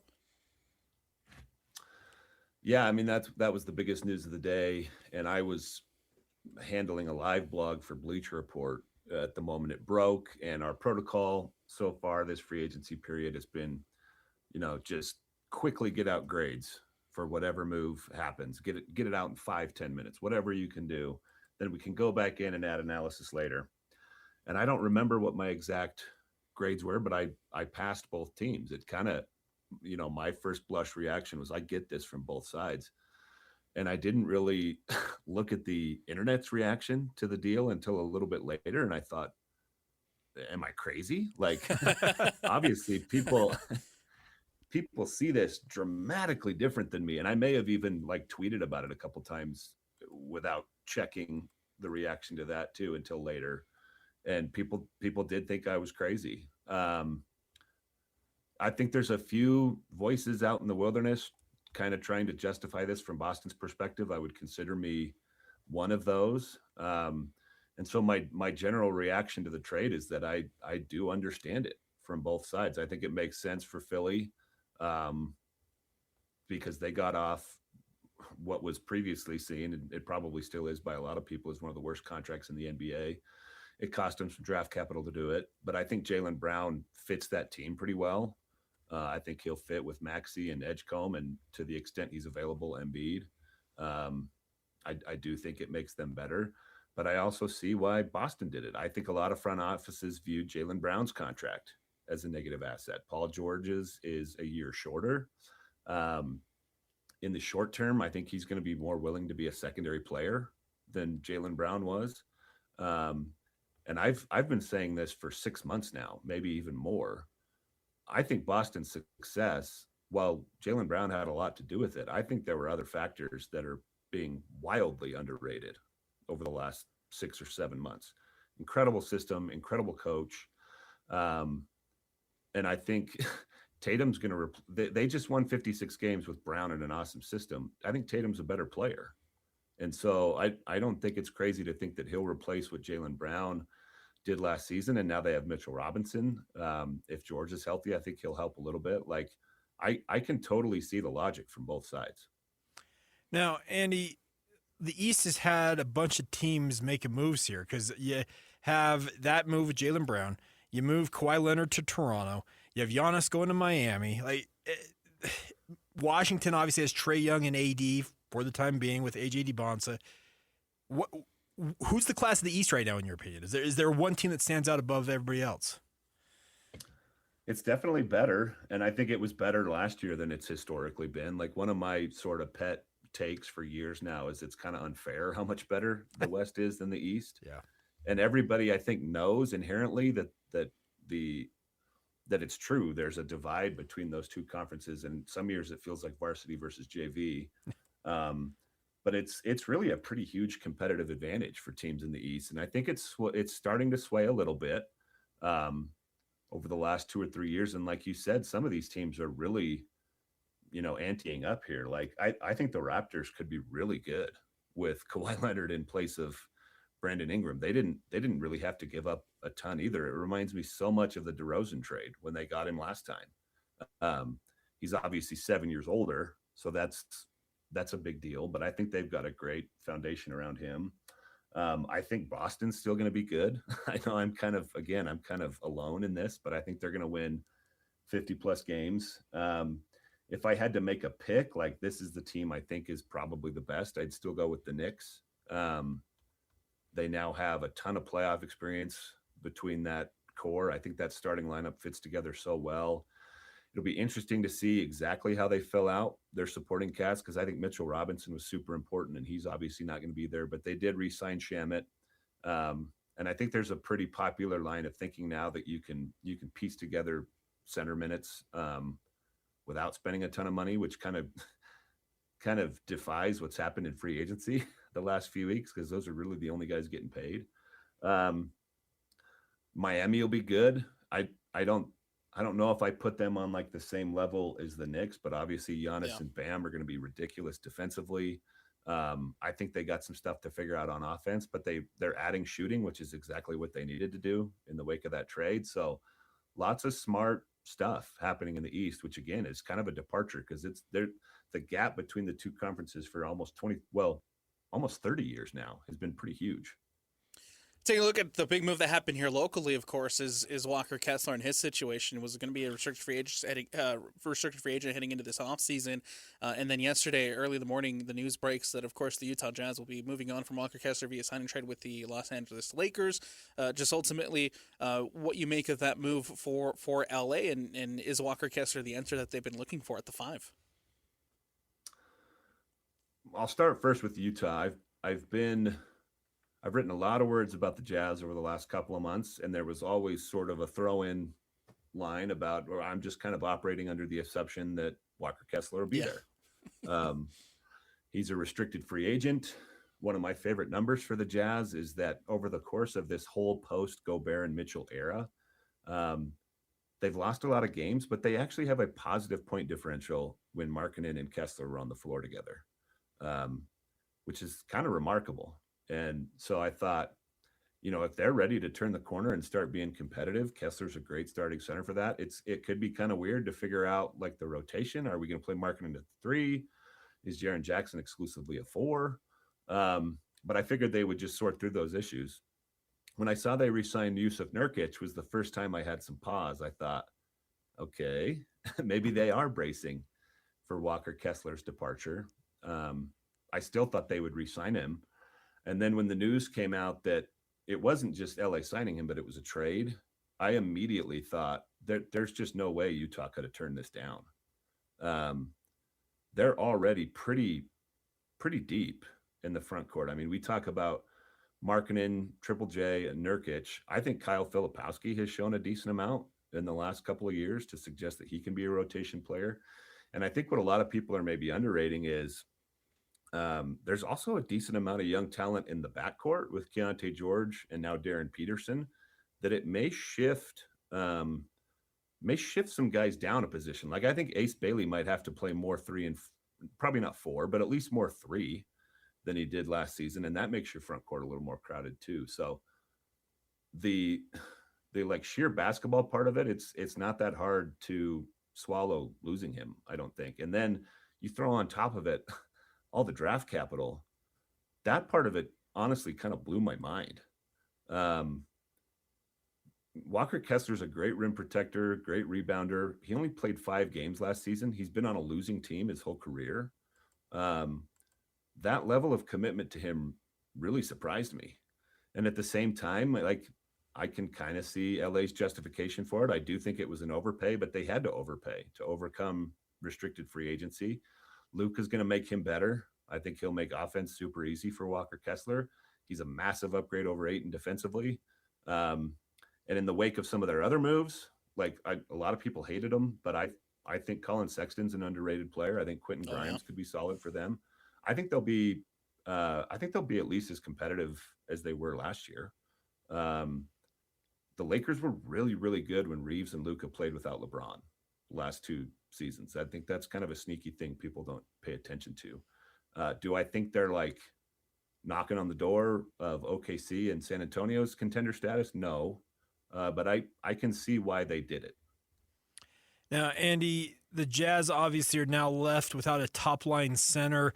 They did bring back Yusuf Nurkic. They're apparently going to sign Jackson Hayes as well. How much concern do you have for the front line of the Jazz without Walker in that lineup? It's a hit, but like I said, I know there's a line of thinking that Jaren Jackson can only play the 4 and he has to be protected by a bigger 5 who can help him on the boards. And I think there's something to that. Jaren Jackson's rebounding numbers are indeed a little bit concerning. So I don't think you'd want him to play extended minutes at the 5. Yeah. But I do think he can play there. And I think you're a faster, more malleable team on both ends of the floor if he's playing the 5. You're going to need guards who are willing to gang rebound if Jaren Jackson is playing the 5 for you. Maybe what they do is start Nurkic and he becomes sort of years ago, I would call it a ceremonial starter. And at that time it was guys like Andre Roberson, Tony Allen was another one. They'd start and they'd play the first few minutes of each half, but really your better lineup is coming up later. There would be major rebounding concerns if you go Markkanen Triple J 4-5 for extended stretches. But I think you can overcome that with mobility on defense and just tons of firepower. I mean, if you have those 2 guys spacing the floor, all of the room that's going to be in the middle of the court now for guys like Peterson and George and Bagley and, whatever wings you want to throw out there, I think they have a chance to be really dynamic offensively, and they can make up for the lack of rebounding, in my opinion. Yeah, related point on that front, LeBron James telling the Lakers he's out. What's next? Like, where do you think he ends up? He said he's open to apparently everybody in the NBA, not named the Lakers. But what do you think's ultimately going to happen with King? It seems like it's harder to predict this with like each passing day. Yeah, and maybe he's trying to bring back extended free agency, which we haven't had in years. He's thinking through all of his options. Bleacher Report had me right. Every single team's best pitch for LeBron James. And there's some spots where I think he makes a lot of sense, but there are also ones where I just don't see LeBron James saying, I'm going to go play in Indiana. I'm going to go play a year in Minnesota, or Utah. I think a lot of teams have good pitches for him, but I think it's going to be one of the more like romanticized options. If I had to guess, I'd probably still go with Golden State. If they get him, that's another team that I just like I said earlier, I don't even remember what team I was talking about at this point, but the Lakers, they're not going to be within striking distance of OKC and San Antonio if they get LeBron, but heck, it'll be fun to watch him and Stephen Curry play together. Porzingis, like they'll be competitive. And it might be kind of a fun swan song for LeBron, but Denver's an interesting one to me. He's certainly going to impact winning, I think, a little more than Cam Johnson did, if that's where he ends up going. And it seems like there's a little smoke on that possibility. Miami is also interesting. The problem there is his shot has kind of betrayed him the last couple of years, and you already have spacing concerns with Giannis and Bam. So I don't know if you want to add to that. Cleveland is fun just because it's Cleveland and, it's the hometown reunion and all that's cool. So there are some good options from like a narrative story purpose, and like I said, if I had to guess, I'd probably go Golden State, but the best basketball fits for him are elsewhere. Okay. Like, think about a team that could use his leadership and his playmaking, and has a need at the three. That's Minnesota. Like, I think he would fit in there perfectly. And Anthony Edwards and LaMelo Ball could learn a lot from him, but that's just, I feel like the chances of him saying, yeah, I'm going to sign up to play in Minneapolis for my last year, they're not high. Okay. Sorry, Minneapolis. I don't know how many Minneapolis listeners you guys have. So you had to write 29 pitches, essentially. Is that what we had to do? Yeah. So and what would you? Some of them are jokey. Yeah, Because, I was gonna say, like, so he's not gonna go there. Okay. So, what was your pitch in the case of the Utah Jazz? I just wanted to get. Okay, let's see. I want to make sure I get this right for you. Well, because while you're looking that up, because there's been rumors out there that Dwayne Wade, who is part of the Jazz ownership group, and is obviously, you know what? I didn't think of that. That's a great point. But it's been rumored in the past that Dwayne could exert influence on LeBron, and people said, well, could he bring him to Utah? And I've always kind of been like, that's cute and all, because it's like you talk about romanticized, like, oh, that'd be crazy. But I'm genuinely curious to see where he ends up, because to your point, he may be dragging this out to force all of us to kind of sit and wait because extended free agency is a thing again. But it is interesting the longer this goes where he ultimately lands. But yeah, sorry. So what was the Jazz pitch? What? I should have consulted with you, Jake, before I wrote this, because yours makes so much more sense than mine. And I didn't even fully believe this as I wrote it. But the pitch was, That's awesome. Let's give a rabid fan base, which is the Utah Jazz, one of the best fan bases in the NBA. Let's give them their first title. And I'm pretty sure he'd have to play there for more than a year to get the Jazz their first title, because they're probably not ready to win it now. But it's another team. I wrote kind of a similar take for several teams, and I think it's in here somewhere with Utah. It's another team where he wouldn't have to carry like a huge load. Got it. Like Keontae George and Darren Peterson are going to do a lot of the perimeter playmaking. He may have to carry a bigger load now that Kessler is gone defensively, but at the same time, they got rim protection with Triple J. Like, he could just be a purely additive player there. But now I'm like, I'm going to email my editor and say, Jay Catch pointed out the Dwayne Wade connection. I need to jump back in this draft. It's just one of those things, because Dwayne obviously they've been tied to the hip for so long because of what they're running in Miami and everything. I look at LeBron, even at 41 years old, and you and I, we've known each other for a long time. We've been coming on the station forever. It's insane to think that he's still competing at the age he's at, the number of minutes he's played, all the accolades he's won. He is still a fringe all-star level player when he's at his best. And I don't believe that's dropping off this season. I think he is that good, and he's capable of impacting any franchise he goes to. It would have to be a dramatic drop-off for him to not be a positive player next year. Because he was, I would say, probably a top 20 to 25 player. Like you said, that's about fringe all-star. And it really is mind-blowing that he's still performing at that level. And the other thing is, like, if he really is willing to take a minimum offer for somebody, and you provide like top 25 player value for $3 or $4 million a year, it's still probably the best move of the summer. Just from a value perspective. So he's going to, wherever he goes, it's going to make a big difference. For like I said, I think the story is maybe the coolest with Golden State, but I would like to see him take the minimum and go to a contender. Just because it makes the rest of the season more interesting to me. If he goes to the Warriors, it's cool to like, oh yeah, we were awesome in the Olympics a couple of years ago, but nobody's going to take them seriously as a title threat. It's just going to be a novelty. You brought up the Minnesota Timberwolves earlier with the LeBron, with potentially joining up LaMelo Ball and Anthony Edwards in Minnesota. But I mean, one of the things that's gotten lost in how many moves we've had in the last couple of days is the fact that they went all in on LaMelo Ball.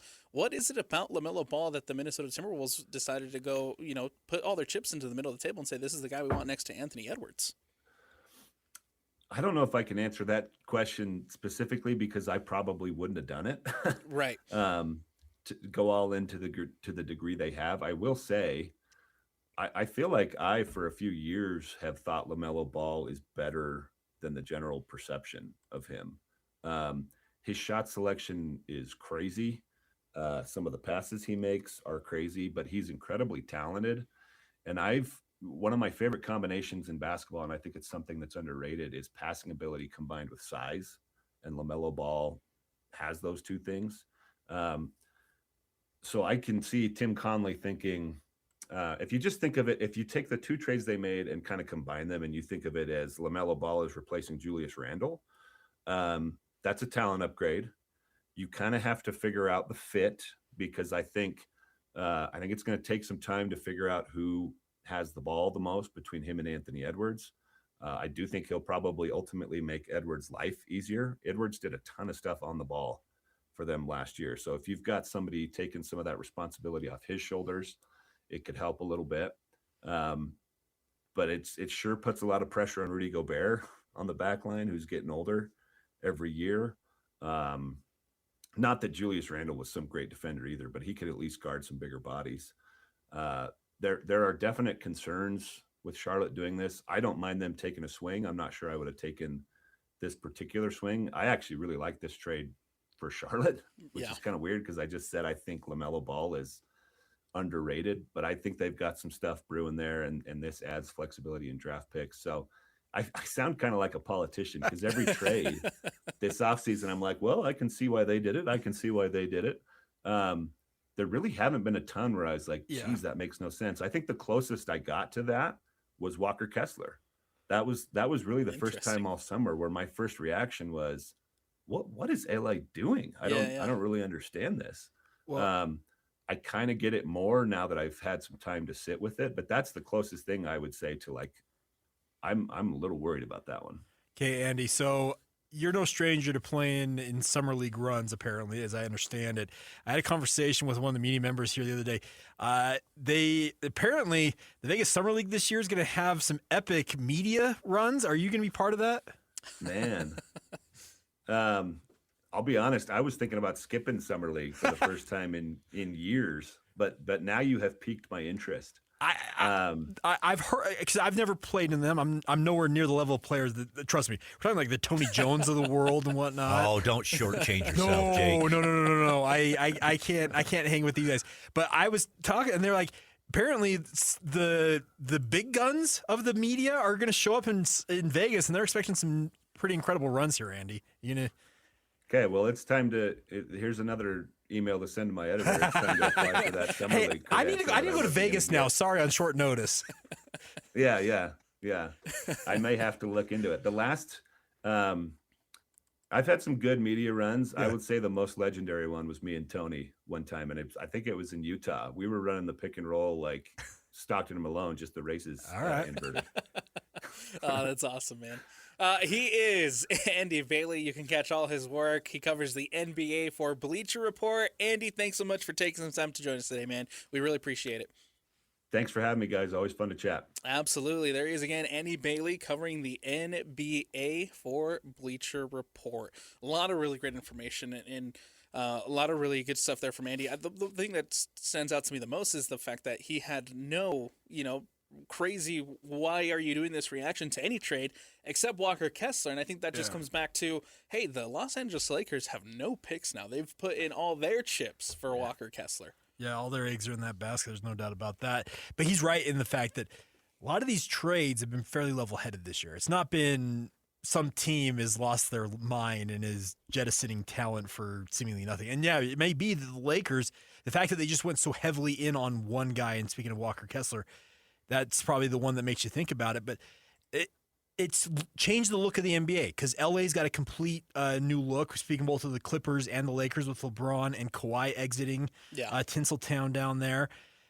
I'm very curious to see what the NBA looks like this coming season, and I hope that it delivers. I hope that the teams that the players that these teams have added are who they hope they are, and it lends itself to a competitive year. Absolutely. I think, if you would have asked me on Monday or even, last Saturday, and you would have told me, were the Jazz going to be better than the Los Angeles Lakers heading into this next upcoming season? And again, operating under the assumption that Walker Kessler was going to be a part of this Utah Jazz roster was, absolutely. Yeah. They were absolutely going to be better than the Los Angeles Lakers. But now it's, hey, let's take a look and see how this plays out, because there not only is now there's questions defensively for the Jazz, and rim protecting for the Jazz, but also it's what can Walker Kessler and Luka Doncic do, and I think that's what everybody's looking forward to, and what this next iteration of the Los Angeles Lakers is going to look like. Well, and Andy kind of pointed out that Jazz, the players not playing center for the Jazz are going to have to make up for the lack of a center, but that, guess what? You can only work with what you've got, and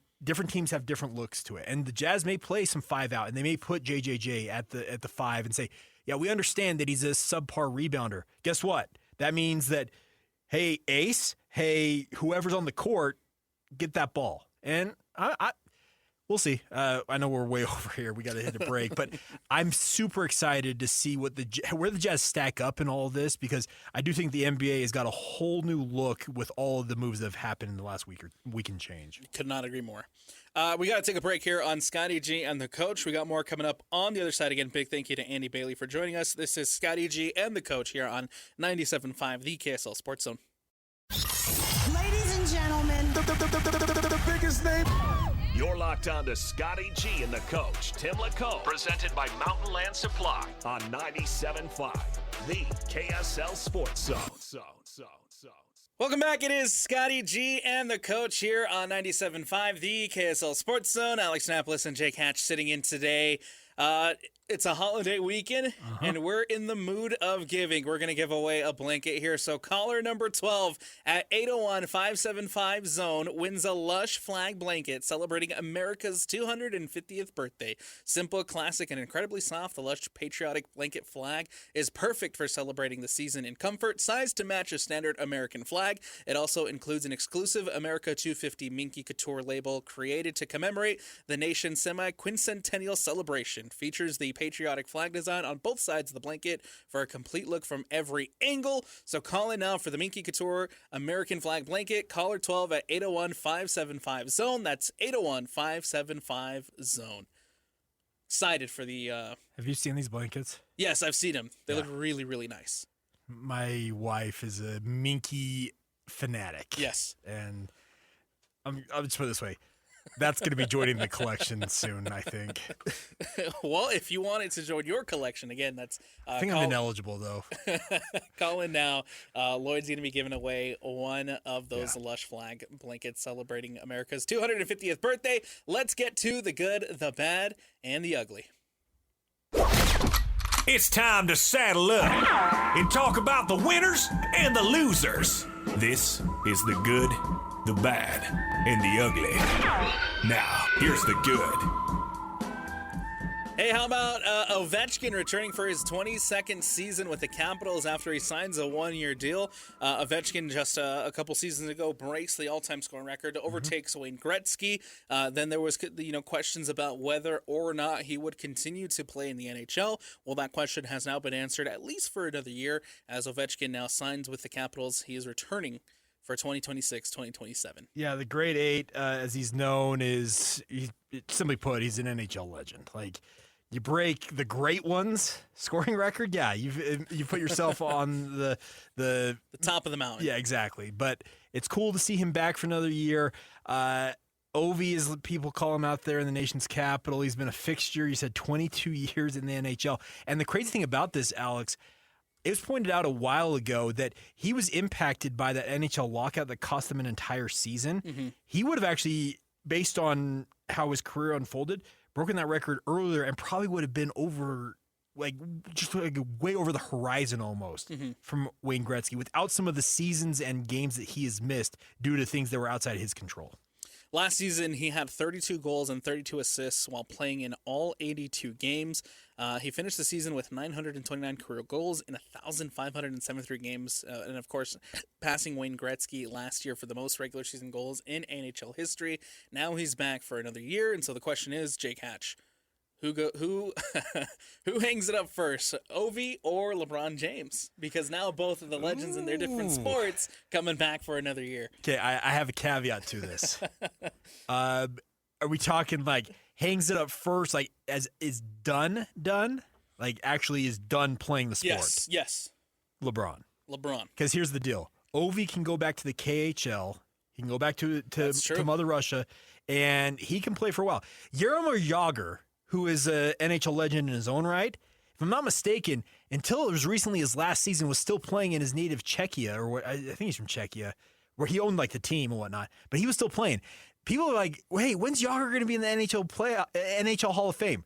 Well, you actually got to be done playing hockey to be able to be put in the Pro Hockey Hall of Fame. He's not, at least he wasn't done until I think it was last year when he finally announced. I mean, he was like 50 plus years old. Right. I'm not saying that's how long Ovi is going to go for, but if you're talking about guys, they're they're done playing their sport, it's LeBron, in my opinion. There you go. That is your good. Ovechkin returning for his 22nd season with the Capitals on a 1-year deal. Let's get to the bad. Now the bad. How about this, Jake? Tim Hardaway Sr. says that his son can't wear his retired number after his deal with the Miami Heat. Yeah, so Tim Hardaway Jr., obviously, he's had a good run in the NBA, all things considered. Considering his dad, Tim Hardaway Sr., was a pretty darn good player in his own right. He told WQAM radio in Miami earlier this week, quote, "My legacy is my legacy." And by the way, Tim Hardaway Jr. joined the Miami Heat as a free agent. Yes. Quote, "My legacy is my legacy, and he's doing it his way. Even though he likes to wear 10, he loves to wear 10, but that's not coming down from the rafters," unquote. Tough love for Jr. from his pops. Oh, yeah. Like, you're not wearing my number 10 jersey with the Miami Heat, son. It's up there in the rafters for a good reason. Now, Hardaway Sr., he played 5 years for the Heat. He was a two-time All-Star with Miami. He was All-NBA first team in 97, also second team in 98, 99. Impactful but short run, and he is not letting his son wear that number 10 with Miami. I like this approach to it. Yeah, you know what? There's too much. There's not enough hard love from the parents these days. I think we've gotten soft as a whole as a community. Yeah, like come on. The way that you didn't earn anything. Exactly. The way that I see it is, and two, he's looking at it as, hey, you might be junior, but you have to go out and carve your own legacy as well. Have you guys ever heard Shaquille O'Neal's message to his own children about his money that he's made like in his life? I think I've heard it, yes. So Shaq, obviously, I'm assuming it's in the same vein as like Jackie Chan. What'd Jackie do? I don't know. Well, he doesn't give his son any of his money. So, It's like, no, sorry, I worked for this in movies. You don't not getting this. Shaquille O'Neal has said that he's told his children, like, because they'll be like, "Hey, Dad, we're rich," and his exact words are, "No. I'm rich. I did the work. I have put the time in. You have to go out and do your own thing." And I honestly, I kind of respect it because you're right. We have LeBron James announcing he's leaving the Los Angeles Lakers conveniently the day after his son's $2.3 million contract with the Lakers gets guaranteed. Yeah. Hey, now I'm sure Pops will like hook him up with a house or whatever, something like that. Yeah. But guess what? You're not just going to be able to sit there and just not work and just like, here, you're not going to have an allowance every month. Here you go. No. Yeah. Sorry, you got to get a job. You're not just going to sit there and do nothing. You're going to be a bum. Yeah, and Hardaway Sr. said, when it's up there, you want it to stay up there, and you don't want nobody to touch it. I love him. I love him to death. I'm happy for him. Now he's going to his hometown team, and I've never done that, so I'm happy he's doing it. But no, he can't wear number 10, unquote. Hardaway Jr. has agreed to the 1-year deal, $6.5 million with the Miami Heat. That was back on Tuesday. Mm-hmm. And again, I do like this approach from Tim Hardaway Sr. Because you mentioned it too, Tim Hardaway Jr. He's carved out his own little NBA career, and maybe he hasn't gone to the levels that Senior did, but regardless, I do like that Senior's approach to this of, hey, you got to go out there, you got to do your own work, and you got if you want your number up there, you have to create and carve out your own legacy. You can't just because you like to wear the number 10 doesn't mean that you will be handed the number 10 and you will be handed that legacy. You got to go out there and you got to work for that your own legacy. And to credit to Tim Hardaway Jr., I'm reading this in the story. He has dealt with these jersey conflicts before. As the number 10 has been retired by the New York Knicks. Some guy named Walt Clyde Frazier, you recall that? No big deal. And Detroit Pistons legend Dennis Rodman. They both wear the number 10. Those 10s are retired by those two franchises. So he's going to apparently wear the number 11. So, yeah, he's dealt with this before. And I also don't think that Hardaway Jr. walked into the Miami Heat with negotiations, but, hey, by the way, I want the number 10. You see that number 10 up there? I want it. But no, come on. No, I don't see that. You can't. If he's carved out a better career for himself, then maybe you can, Sure. Maybe that can be a conversation to be had or whatever. But as of right now, it's you got to go out there, you got to prove it, you got to earn it. Tim Hardaway Jr. He is now 34 years old. Jeez, time flies, man. Absolutely. He has played. I'm trying to see how many seasons he's played now overall in his career. But the thing is, he has, as you mentioned, he's played for 5 different teams: Nuggets, Mavericks, Hawks, Pistons, and Knicks. Good for him. He's played well over a decade at this point in his career. He's made good on, because a lot of the PK likes to riff on this, the nepotism in the NBA, dads getting their kids jobs. Well, some guys flame out. To Tim Hardaway Jr.'s credit, he's made a decade plus, 13 seasons in the NBA. You take it. He's still there. Yeah. Hanging strong. All right, let's get to the ugly. And of course, the ugly. All right, now the brother of Baltimore Ravens defensive lineman Calais Campbell has been charged with murder after police found their 71-year-old mother dead at a home in Atlanta during a welfare check. His family told police he struggled with mental illness, and this is just a bizarre, sad story. You never want to see these type of stories. You never want to see these type of headlines. And our thoughts, man, are out with Calais Campbell. This is not good. Yeah, it's a really sad story. Apparently, his brother, I think it's Sierra Campbell, he's been booked into Fulton County Jail. Apparently, he's had major mental health issues and horrific stuff. Calais Campbell has been in the NFL. I think this is his 20th season upcoming. Yes. It might be 19 or 20. But you never want stuff like this to be happening, especially when it involves the mother of this. Just horrific scene, horrific stories. Police records saying that they had received 9 different calls for service to that address in September for a variety of reasons: fight in progress, suspicious person, an earlier welfare check, and has just a really, really sad end to this. And it's really sad because you never want to see stuff like this hit the police blotter. Absolutely not. And again, our thoughts are out with Calais Campbell. Loved, watching his career unfold, and long-time Arizona Cardinals. Been bouncing around from teams here and there for the last couple of years. Great to see that he's still in the NFL and still going strong. He is one of the few players that is still older than me that's still playing football. There you and go. There's not very many of those anymore. There you go. But hopefully this hopefully this gets resolved, and hopefully that the family can move forward after a tough story. Yeah. Again, really tough story. All right, we will take a break. On the other side, when we come back, we'll jump into we'll jump into the World Cup of Soccer. We got the 1 minute coming up. 30 seconds. 30 seconds coming up here. On the other side, when we return, it is Scotty G and the coach on 97.5, the KSL Sports Zone. We have the tech to get food delivered in 15 minutes, but we all have horror stories about buying tickets. The Game Time app gives fans the advantage. Get amazing tickets in just a few taps. Fees are included, so what you see is what you pay. And the Game Time guarantee means authentic tickets at the best price every time. Take the guesswork out of buying tickets to concerts, sports, comedy, and more with Game Time. Download the Game Time app and create an account for $20 off your first purchase. Terms apply. As the Mammoth and the Utes, Cougars, and Aggies. When it comes to sports in Utah, we've got you covered. This is Scotty G and the coach, Tim LaComb, presented by Mountain Land Supply on 97.5, the KSL Sports Zone. 9 minutes plus stoppage time to go. So this run-up is telling me more power. Look at Vassals giving up the entire right side of his goal. Tillman! It's in! Malik Tillman! 2-0 United States! Welcome back in. It's Scotty G and the coach. You're on 97.5, the KSL Sports Zone. Alex Napoles, Jake Hatch sitting in today. And there you just heard the second goal of last night's U.S. men's national team win over Bosnia. The U.S. men's national team moving on, Jake Hatch. They are. What do you make of the red card? Heard around the world. Wait, are we going to do our timer thing here?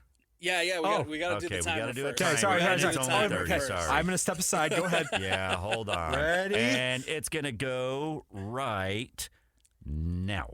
So yesterday, the United States men's national team with a 2-0 win over Bosnia and Herzegovina. Flo Balogun got the scoring started in the 45th minute as the U.S. men's team led 1-0 into the halftime break. And then in the second half, Flo Balogun sees a red card. He's sent off with 64 minutes. So the U.S. men's national team have to hold on for the remainder of the match, playing down a man. However, though, the pressure was kept. The U.S. men's team kept rolling, and Malik Tillman scores off a direct free kick in the 82nd minute to make it 2-0, and the U.S. hold on. I was right at the buzzer. Well done. Absolutely, always. I'm sorry, you're going to lose time if you pull stuff. This red card thing is so ridiculous. I have lost all respect for soccer, FIFA. Sorry, just not doing it. I actually started to buy. I'm like, oh, this is really cool. Yes, go USA. But come on. Now they're going to be playing without one of their stars for their next match. Right. This is insane that this can't be appealed. And it could get worse. You're going to lose Americans that don't want to watch the sport. I'm sorry. Did you see the report from ESPN? No, because I'm not reading anything that says soccer anymore. Sorry. He's facing longer than just a one-match ban. Wow, that's awesome. FIFA, apparently you can't appeal anything. That's cool. Yes. Really, what an awesome sport. But FIFA apparently is also considering giving him a longer ban than just the one match, which I think is completely outrageous. That is. But FIFA is just crooked. Let's just say it. Yes. It's crooked. We saw all the examples of photos that people put next to the Messi one. Yes. There was a bunch of photos of the exact same type of injury / penalty, whatever you want to call it. I don't care. I think the issue here. I think the issue with Flo Balogun's situation yesterday, when he gets sent off, the issue isn't. The issue is there the is fact no that issue, Alex. It's the fact that it hasn't been consistently called throughout the World Cup. We've seen similar plays, as Lloyd's mentioning, throughout the entire World Cup, and now it is very convenient that the one time it happens to a U.S. men's national team player. What happened to home cooking? Yeah. You're playing here. Hey, if you don't want a country as big as the U.S. to like soccer, fine, do this. Yeah, it's true. I thought you wanted people to like your sport. Yeah, well, that's the thing about this is they have hurt themselves in a big way with the way this went down. Like, honestly. And now you have to face a Belgium team who, you'll take the win. First knockout win since 2002, and I think that there is a lot to be hyped about when it comes to this team after getting their first knockout win. But now you have to go and take on this Belgium team without your best goal scorer, without your striker, without your guy up top. And it's unfortunate. It's unfortunate that now it's a rematch from 2014, and now you have to go in without Flo Balogun. I will go to my grave saying that if Kyle Beckerman would have started in 2014, the U.S. does beat Belgium in that game. I think you and a lot of people here in the state of Utah would agree with that sentiment. I'm just saying. But you make a very good point that they it was already going to be difficult, obviously, because this is what both the glory and just the nature of knockout rounds of soccer involves. You got 90 minutes, and if it's tied, you have 120, but it's do or die. And now you don't have one of your big guns to counter the likes of Romelu Lukaku for Belgium. Nailed it. Well, have you seen Romelu Lukaku? No. In another life, that dude's playing a linebacker in the NFL. Yes. He is that big of a human being. I think the good news that I guess the good thing that U.S. men's national team fans can hold on to and take into this game against Belgium is the fact that Belgium haven't been at their best. No, they had a furious. Was it 2-0 in the 85th? They were down 2-0 in the 85th minute to Senegal, which credit to Senegal. Like, they have a really good attack, but for Belgium to be down and not playing well, I think that should serve as a little bit of hope for. And by the way, Senegal's got to be feel hard done by that penalty call. Absolutely. For that round of 16 matchup for the U.S. men's national team, again coming up on Sunday, 5 o'clock or 6 o'clock kickoff on Monday. Now, just real quick, today's schedule. If you are looking, for some more, Lloyd, you're gonna love this footy. You do have Spain, Austria. That goes here in about 4 minutes. They're the first one of the day. Portugal, Croatia, and then Switzerland, Algeria. So those are the 3 matches today as the round of 32 continues. But to your point, it's good to see U.S. men's national team advance. And now you just got to hope that you can go to Seattle and you send Belgium home and make the quarterfinals. That crowd in Seattle, man. It was insane against Australia. I'm very, very excited to see how that crowd looks like coming up on Monday against Belgium. Let's get back to football. Let's get back to football. It is Big 12 Big 12 Media Days coming up next week. Also, yesterday, the Utah State had a celebration to welcome in a new era of the Pac-12. So we'll hear from Bronco Mendenhall, and we'll replay some of that conversation yesterday with Scotty and the coach, and then we'll also jump in. We'll talk Big 12 Media Days, what to anticipate as we look forward to a new football season. That's coming up next here on Scotty G and the Coach. It's 97.5, the KSL Sports Zone. This is 97.5, the KSL Sports Zone. Welcome back into Scotty G and the Coach, Tim LaComb, here on 97.5, the KSL Sports Zone, except no Tim LaComb, no Scotty G today. Alex Napoles and Jake Hatch filling in, taking you through the midday. Football is right around the corner, Jake Hatch. You have the Big 12 Media Days that's coming up here next week, and then, of course, you had the big celebration yesterday to welcome in a new era in the Pac-12 with Utah State making the move over there. And, just hearing from some of the conversations that Scotty and Coach had yesterday up there in Logan, hearing some of the and seeing some of the reactions online and stuff like that, it seems like Utah State, the university, the football team, the basketball team, everybody involved is really, really excited, really, really stoked to make the move over to the new era of Pac-12. Well, as they should be, because this is, I know it's not the Pac-12 that we grew to know when Utah was in it and everything, but it is still a brand name out there. You're right. And it brings a certain prestige with it. The nice part is, I believe in very short order, I think it's going to become the preeminent G6 conference. I really do think the schools in it are capable of elevating themselves, especially in football. You had Gonzaga in basketball also. Like this is going to be a very stout league. And Utah State, I'm glad they're in it. And it gives them an opportunity to elevate themselves in so many different ways. And this is, in some small way, it's so funny to me. Bronco Mendenhall left BYU in large part because of the fact that they didn't have what was then Power 5 affiliation. Mm-hmm. He was very clear about it. He said he thought independence was unsustainable. And I think most of the sentiment around BYU internally was just that. But Bronco wasn't afraid to go out and say it openly. Right. And now you're in a situation where you're ushering in a new G6. What feels like. And I think if he had his druthers at that time, BYU probably would have been in the Pac-12. So now, in some ironic twist of fate, after he's changed jobs, now this is his fourth stop since then, he's now in the Pac-12, albeit at the helm of the Utah State Aggies. But it's a good thing for Utah State. It elevates their brand. It puts them in one of the premier G6 conferences and gives them an opportunity to, I think, just really compete at a higher level.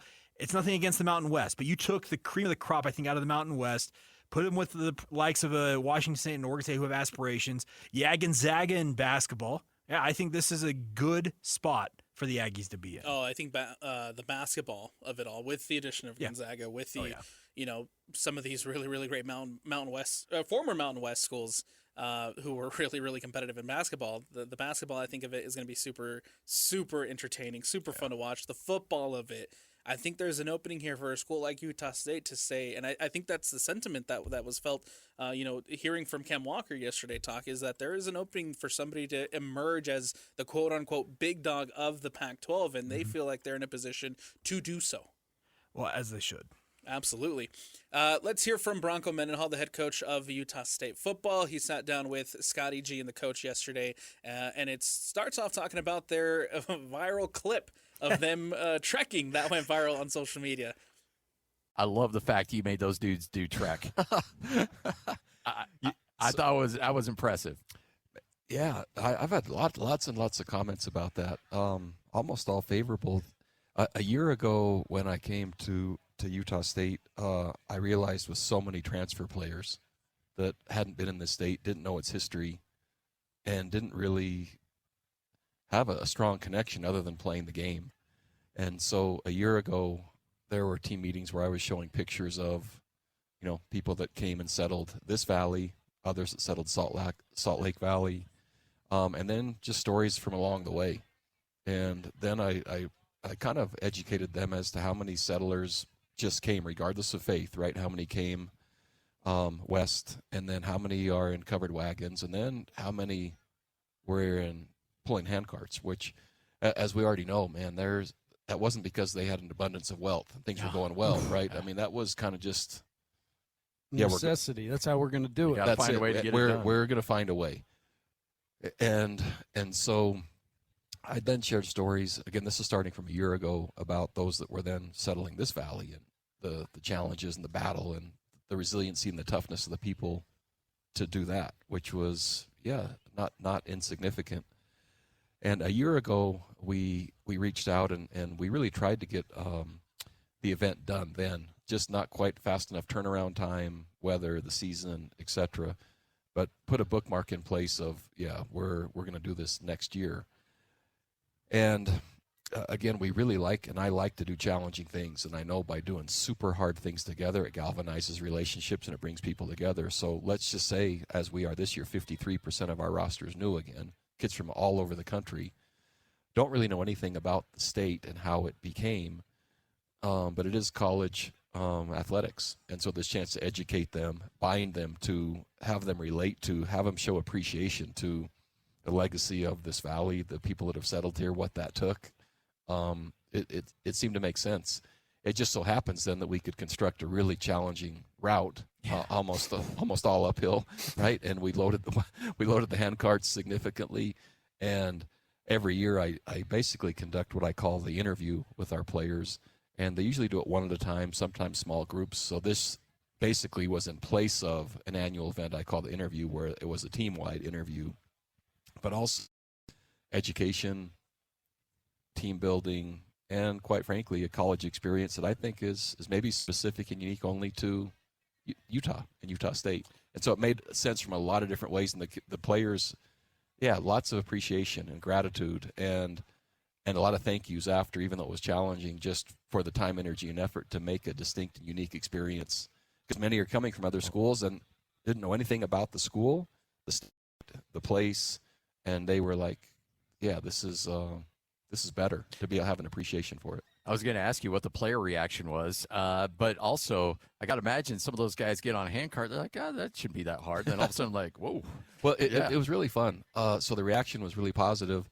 So they didn't know. I sent out a text the night before, said team meeting tomorrow morning at 5 a.m. So the coaches didn't know either. Yeah. And so team meeting at 5, and then still didn't announce what we were doing. Just said buses are outside, and we'll give you instructions when we get there. Told them what shoes to put on. So got on buses and then went up the canyon. And then when they got out, they started looking around, and it's like, oh. And then there was the orientation there. So they literally didn't know. And tribute to our coaching staff and Summer and our director of football operations, Joe Spaziani, and Pat Hickman, our chief of staff. That little subgroup had been working, and it didn't leak all the way until we're getting out of the buses to then literally start the exercise, which was great. So really, the players had a great experience, and I would say gratitude was probably the thing they shared most.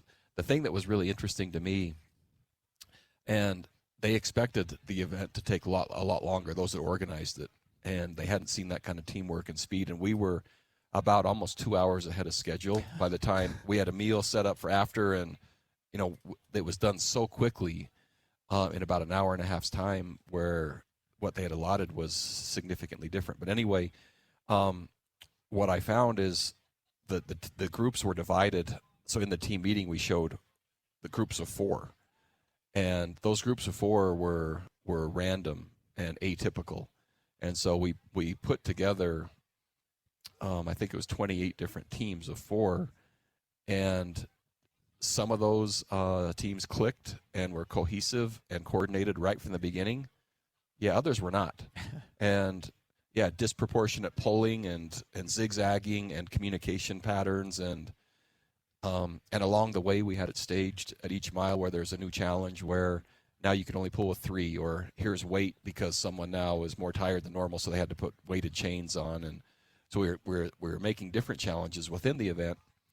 But what was interesting to me is I was just imagining families as maybe a loved one sprains an ankle or gets the flu, and then, where do they go? The subgroup along the way, different levels of motivation in each cart, right? And to keep that whole string together, there were gaps, and there was others kind of running into each other, and some too close. I mean, there was a lot to manage. And so I was just thinking also from a leadership perspective, man, for those folks to come from as far away as they did and to actually make it, especially those in adverse conditions. But I think each family was challenged too. As I watched those subgroups of 4, it wasn't like that was just, everything was just fun and friendly that whole time. There were moments where, hey, are you going to pull? Or I said, stop. So there was kind of opportunities there for team building, but also just, I think, appreciation for thinking about if that was their family and not making it's not an option, right? Yeah. So you got to find a way. And so I loved watching that. In some ways, I mean, the way you're describing that, you simulated in a season. That's just it. one season. Exactly right. Is that what you're trying to do? Exactly. You're simulating a season because nobody, unless you've been in the locker room in some capacity, there's a lot of people with a lot of opinions, and you don't need to get into this, but I can now. But seriously, unless you've been in the building, and to win a game is brutal. Oh, man. I mean, it's like a war on the sidelines, right? Well, it is, and so one of the things we say here a lot, and I tell this to my own boys with like their social experiences and dating, and to my team, the advice, the idea is to know before you know, and what things can you do in advance that are going to tell you what it's going to be, and dinner and a movie doesn't really do that. Hey guys, you want to hang? Yeah, that's not how, at least my wife and I, our relationship's way past dinner and movie. There's just hard stuff happening. But if you already know you can rely and trust on that person, and you've already seen them in all these different contexts, there's a different level of trust. So to your point, one of the main reasons is to see and know before we know, and who can I trust, who will communicate well, what groups of people can be relied on, what does a leadership council look like from that, what I just saw, which by the way we selected about a week after seeing that, because it was like tryouts, that guy. Oh, yep, that guy. Wow, that's surprising, but that guy wouldn't have ever guessed it. But look at him. And so, being able to know before you know was, I think, to your point of the season, that was one of the things too.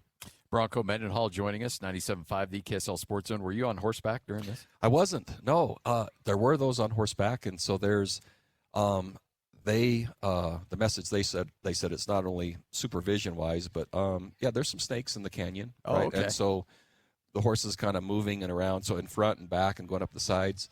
I was just roaming, and so I was seeing which carts were lagging and occasionally providing an extra push, either physically or verbally, providing communication, and then just being where it was needed.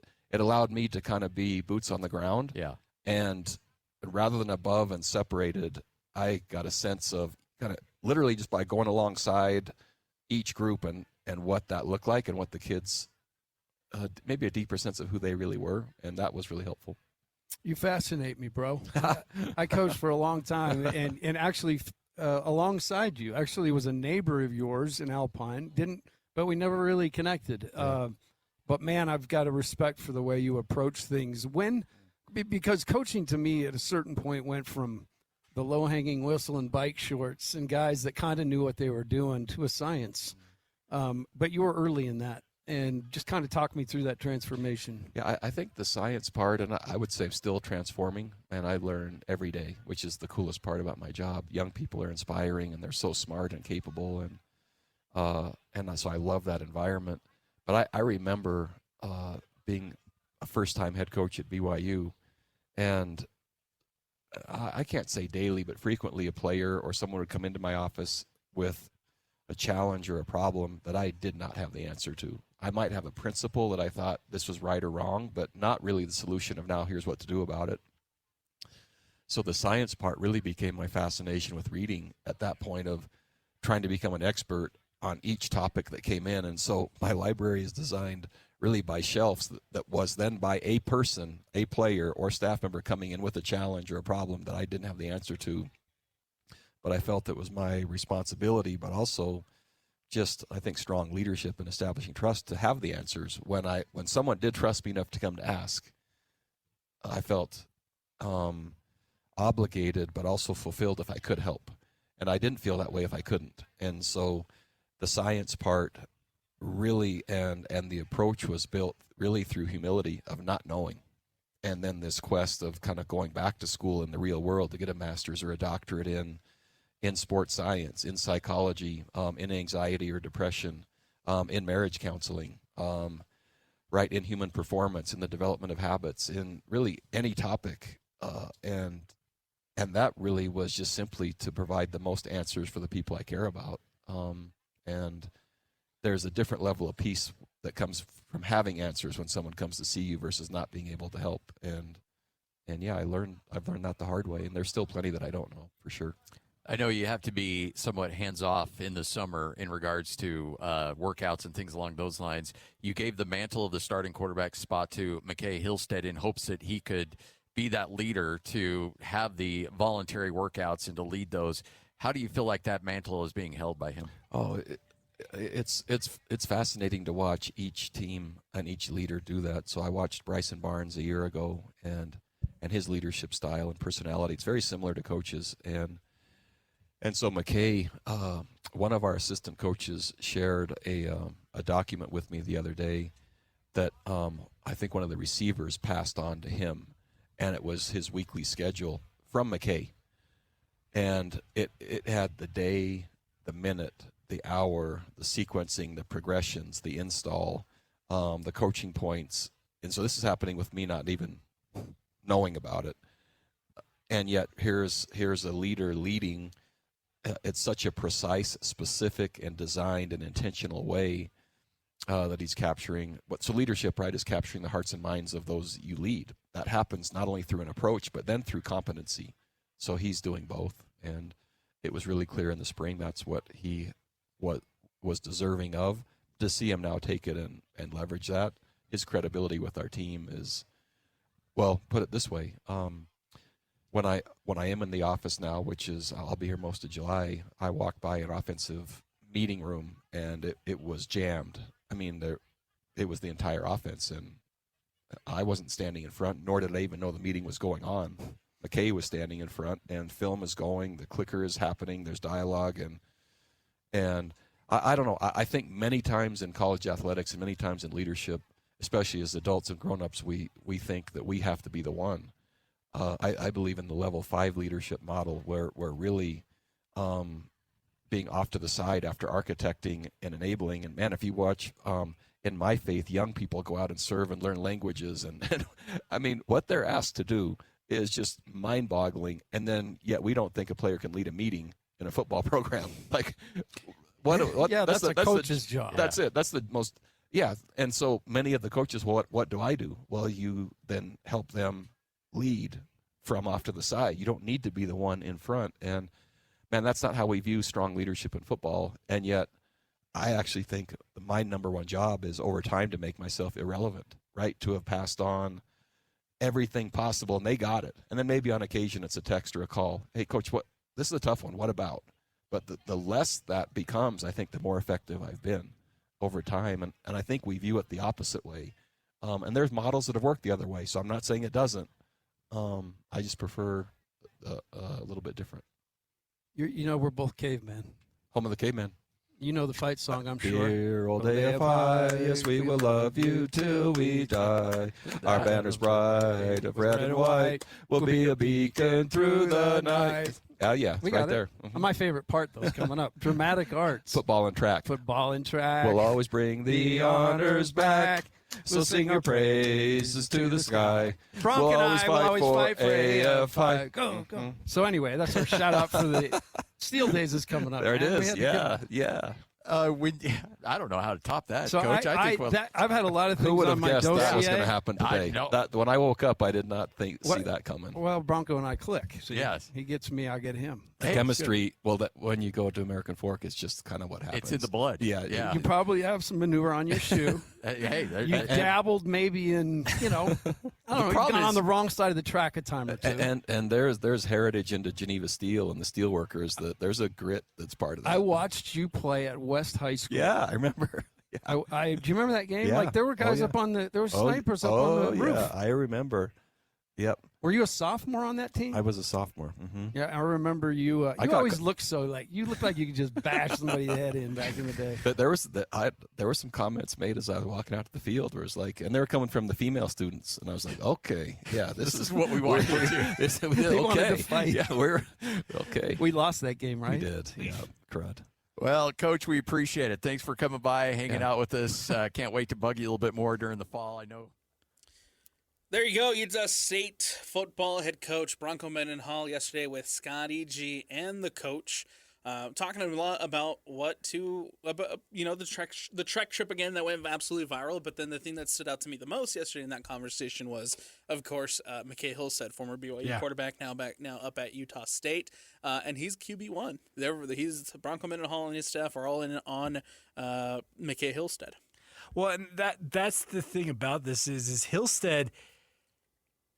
If Bear Bachmeier does not enroll at BYU last year, the alternate reality is that McKay Hillstead's probably QB1 right now in Provo, Utah. Yes. Like, that's the way things are kind of trending, it felt like, in some ways down there in Provo. And it's cool to see him go back to the program he was originally with, speaking of Utah State, proving you can go home again in a way. And I hope he goes out there and kills it. Now, obviously, they're hoping that as well because Bronco knows how critical quarterback play is, especially in this day and age of college football. I'm curious to see how he fits into Robert and I's offense. Dr. Bob, as people like to call him, he has coordinated some very high-level offenses. And the nice part is I've watched Anai's offenses for years, and he has proven to be pretty good about adapting his system to fit the quarterbacks he has to work with. And McKay Hillstead, it's not a bad thing. He is a pint-sized quarterback. He's not a big dude. He's got a lot of skill. He's got a lot of speed. He can run and throw, and that'll be very useful, I think, in the offense that Robert Anai is going to throw out there. And I know that Bronco Mendenhall, talk about a guy who knows what he's after because he's done this at a high level for a long time. He wants to win, and he knows that they've upped the ante when it comes to going to the Pac-12, and that's going to require a high level of play, and he fully expects that to come from a guy like McKay Hillstead.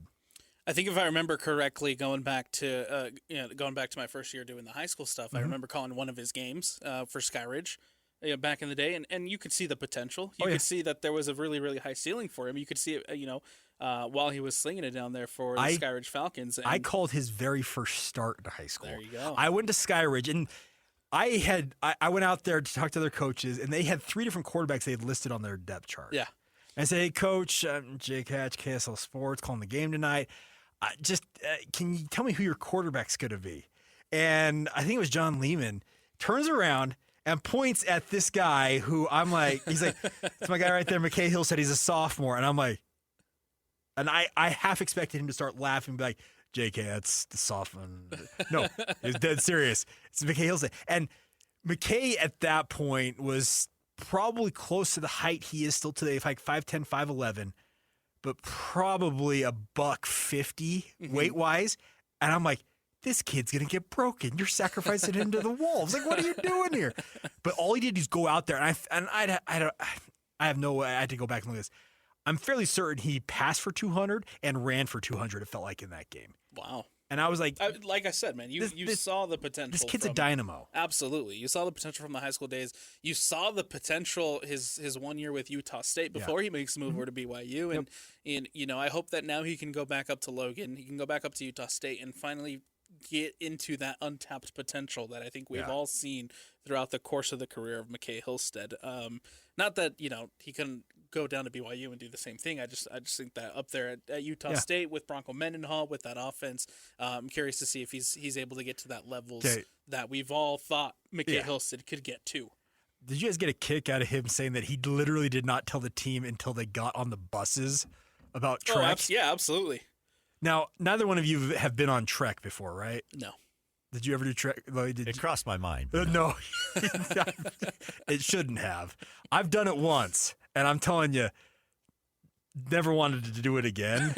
Yeah, but you got to get the little hatchlings out there. Come on. No. Trust me, so my mother and father-in-law just got roped into being like the cooks for Trek, and they're going to Wyoming, and let's just put it this way. My mother-in-law was like, you want us to do what now? and they're gonna literally follow the group. Why do I picture like a lot of baked beans? It Do they do baked beans? Yeah. I trust me.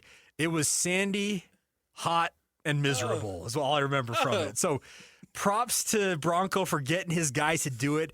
It is one of those like kind of unique experiences, but. I would love to be in the conversations after this happened amongst one another. Oh, bro, what did we just do? Because here's the thing. A lot of guys are of the predominant faith around here, members of the Church of Jesus Christ of Latter-day Saints, which is what Trek comes from. It comes from the Pioneer experience. But there's a lot of guys in a football program like Utah State that are from out of state who have no connection whatsoever. Yeah, I can't imagine what the out of state guys are feeling They're like, after that experience. A hand cart? What do we? What? And I push it. So yeah, that is a unique experience, I think, in all of college football. There. Anyways, love it. Yeah, love it. Love that it went viral. Love that everybody's having fun with it online. Love the reactions that people were having online. And again, it's just stuff like that. As soon as something like that hits social media, that just makes me more and more excited for what's to come with what we anticipate to be a really, really awesome football season here inside the state of Utah. We'll take a break. When we'll come back, we'll jump into Big 12 Media Days. That's coming up next week. We'll have wall-to-wall coverage here down from Dallas on the KSL Sports Zone, and we'll jump in and what we anticipate, what we're looking forward to, and everything as far as Big 12 Media Days goes. That's coming up next here on Scotty G and the Coach. It's 97.5, the KSL Sports Zone.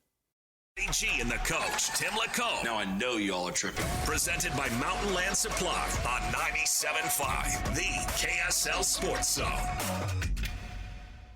Welcome back in. It is Scotty G and the Coach here on 97.5, the KSL Sports Zone. Alex Napoles and Jake Hatch sitting in today. Let's jump in. Let's look forward to next week as we get ready to turn our page to the Big 12 Media Days. We'll be down there for both Tuesday and Wednesday, bringing you all the coverage and all the action from down there in Dallas. BYU and Utah, of course, locally here will be on the forefront of our minds. But I think the big story nationally, of course, is going to be Texas Tech. And I know that Sorsby in that situation has been moved on from, but I'm sure a lot of people, as far as the national perspective goes, will still have questions about Texas Tech and where things land after Brendan Sorsby. So last year, Big 12 Media Days, Cody Campbell was making the rounds. Like, for a multi-billionaire, he was everywhere at Big 12 Media Days last year. He was sat down with almost anybody who asked him if you wanted to talk to him. He would sit down with you, do an interview and whatnot. And he was really trying to start, like, he was starting to emerge on the national stage in terms of becoming the force he's become in college sports. I wonder if he shows up this year. Right. Especially considering the heat. Oh, man. Everybody, I mean, I've never seen people come together for, as good as they did for this whole Texas Tech situation. And, of course, Cody Campbell being the guy who's online clamoring about Save College Sports and all these legislations that are being passed for him to immediately turn around and trying to get Brendan Sorsby to play college football. Like, it's a little bit of a double standard there, Cody. And so we'll see what his reaction is and if he shows up to talk to media as he did last year. That's kind of the one thing about Texas Tech. I'm wondering if he shows up because obviously you will have Joey McGuire there because he's required to be there as the head coach and everything. I just wonder how much of the other Texas Tech brass, A, is there, and B, is kind of like milling around and willing to talk and go on the record and all that type of stuff. That's one with regards to the Texas Tech story. The other thing I'm looking at here, Alex, and I'll get your thought on this, is the Big 12 did away with their media poll a couple of years ago. Now, there are informal ones. And by the way, we just put it out. Did it go up today, Lloyd? Do you know about this? We had our KSL Sports Big 12 poll. It debuted today. Is that right? And we have 9, I think 11 voting members that ultimately weighed in on this. 9 of them picked Texas Tech at the top of the poll. Now, there are these, I call them straw polls because I participated in 3 of them last year down there in like different media groups were like, hey, would you mind doing an informal media poll? I do wonder, so we have Texas Tech with 9 of the 11 first place votes in our KSL Sports one. That's all of our internal employees voting on it. 2 to BYU. I want to get a feel for how many people are going to continue to tab Texas Tech as the defending champions to repeat, or if some of them have the sheen, I guess, in a way, with the Brendan Sorsby stuff, wears off on some people, and it's almost like an opposition vote where they're like, no, I'm picking BYU because I don't want to pick Texas Tech. Well, and the way that I see Texas Tech still being at the top is, they're the Big 12 champions, and until somebody comes in and takes down the Big 12 champions, like, they deserve some type of respect to that extent. Now, I think that lost in all this too, and the Brendan Sorsby stuff is the fact that they still went out in the transfer portal and they still made moves. They still brought in some transfers. They're still reloading that roster despite losing a lot of talent, specifically on the defensive side, like Bagley, like Rodriguez, etc. And you look at now Texas Tech and quarterback play is so important in college football, and you need to have a reliable, good quarterback that is going to get the job done. And that's where I'll ding Texas Tech is. I just don't know if right now they have the quarterback that can throughout the course of a 12-game plus season can lead that team down there the way that maybe Brendan Morton did last season, and then maybe Brendan Sorsby would have had he, of course, been able to play for Texas Tech this season. Yeah, the Hammond situation is going to be interesting because they have openly admitted that he probably won't be ready until at least week 2. Yes. And maybe that conversation changes for me, at least my perspective, if Will Hammond is 100% and ready to go. Yeah. But the fact that he's coming off this injury, the fact that he's coming off of and not 100% heading into the season, and has to miss spring camp, has to miss fall camp, training camp, all that stuff, then that changes the conversation for me as to whether or not Will Hammond can be the guy for Texas Tech. It'll be interesting. The biggest thing is Tech has got such a big spotlight on them because of the money they're spending, the outspoken nature of people like Cody Campbell, the fact that they went seemingly to the ends of the earth to defend Brendan Sorsby, and it's going to bring a lot of the attention of Big 12 Media Days onto them, and it'd be interesting to see how these other programs I almost deal with that in a way, Alex, like in terms of like, hey, they're getting all this attention over here. What about the other 15 teams in the league? I think that BYU, I think Utah with our station covering it, there'll be plenty of focus, as you mentioned, with us doing that. I'm just wondering about more, I guess, league-wide in a way with the other media members and the like, how they handle that. Now, I have an interesting question for you. So we're going back 2 years ago at Big 12 Media Days. Then West Virginia coach, it wasn't Rich Rod, it's got to be before him. I'm Neil, oh my gosh, I'm forgetting his name all of a sudden. WV football coach fired. Neil Brown. Neil Brown, yes. Super generic name. I should have been able to remember that. He got up in front of the media at Big 12 Media Days. They were picked to finish last, if I recall, or near last in the league. It was 2 or 3 years ago. And he got up there, and he was like, just beside himself. He's like, I guarantee you we are not going to finish that low in the poll. We are going to make it. And they backed it up. It was his lone season at West Virginia where he actually did okay, and then it kind of fell right back off, and they fired him and hired Rich Rod. Is there a team that perception-wise you think could be near the bottom of the league that if their coach were to get up there and like go with the guarantee, we're not going to finish, like, Who do you tab that for? Oh, okay. I think the easy answer here is Oklahoma State. But are they going to be picked that low, though? And that's the question. I think people, first of all, I look at Oklahoma State, I think people are overrating them. Fair. To begin with. Yeah. There was some things that were put out there of them saying, oh, they can go on, they win the Big 12 and stuff like that. But I think that they still have to go out there and prove it with the new head coach. And I know that the transfers they made are really, really enticing and can be and will potentially be really, really good. I just look at that Oklahoma State team as a team who didn't win any conference games the last 2 seasons, and they're obviously going to make a big step up because of the talent that they've brought in. I don't know if they'll be picked towards the bottom. I think on the KSL one they have them at 9th, but that's a team that I look at as that was the team at the bottom who was going to make a big jump. Sure. All right, so this is obviously an interesting conversation because you're trying to predict. We're talking literally months down the line here, Alex, and so many variables go into this: injuries, luck when it comes to turnovers, having standout players really emerge. The team that I think that could do that this year are the West Virginia Mountaineers.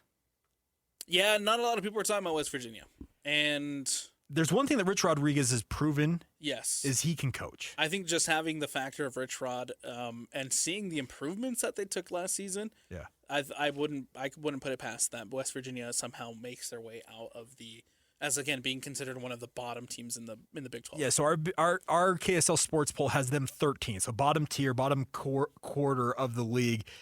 They are among UCF, Colorado, and Iowa State, and I think those are pretty easy to see those being kind of the bottom three.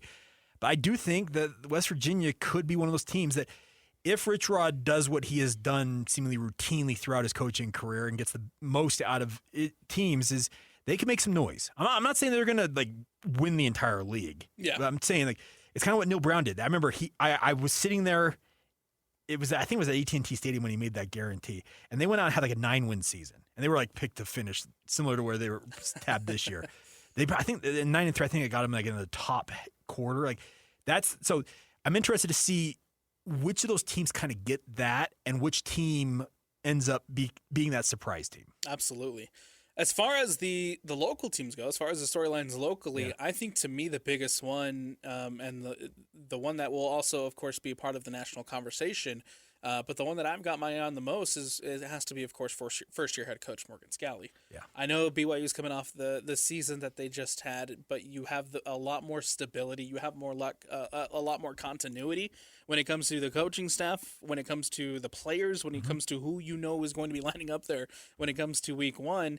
For me, there's a lot more questions about Utah, and of course, it's going to be first year head coach Morgan Scalley, and the storyline there, how he handles himself through his first Big 12 media days as far as being the head coach of this program, and of course, seeing some of these guys that are going to be massive contributors like Devin Dampier and Wayshawn Parker for Utah down there in Dallas.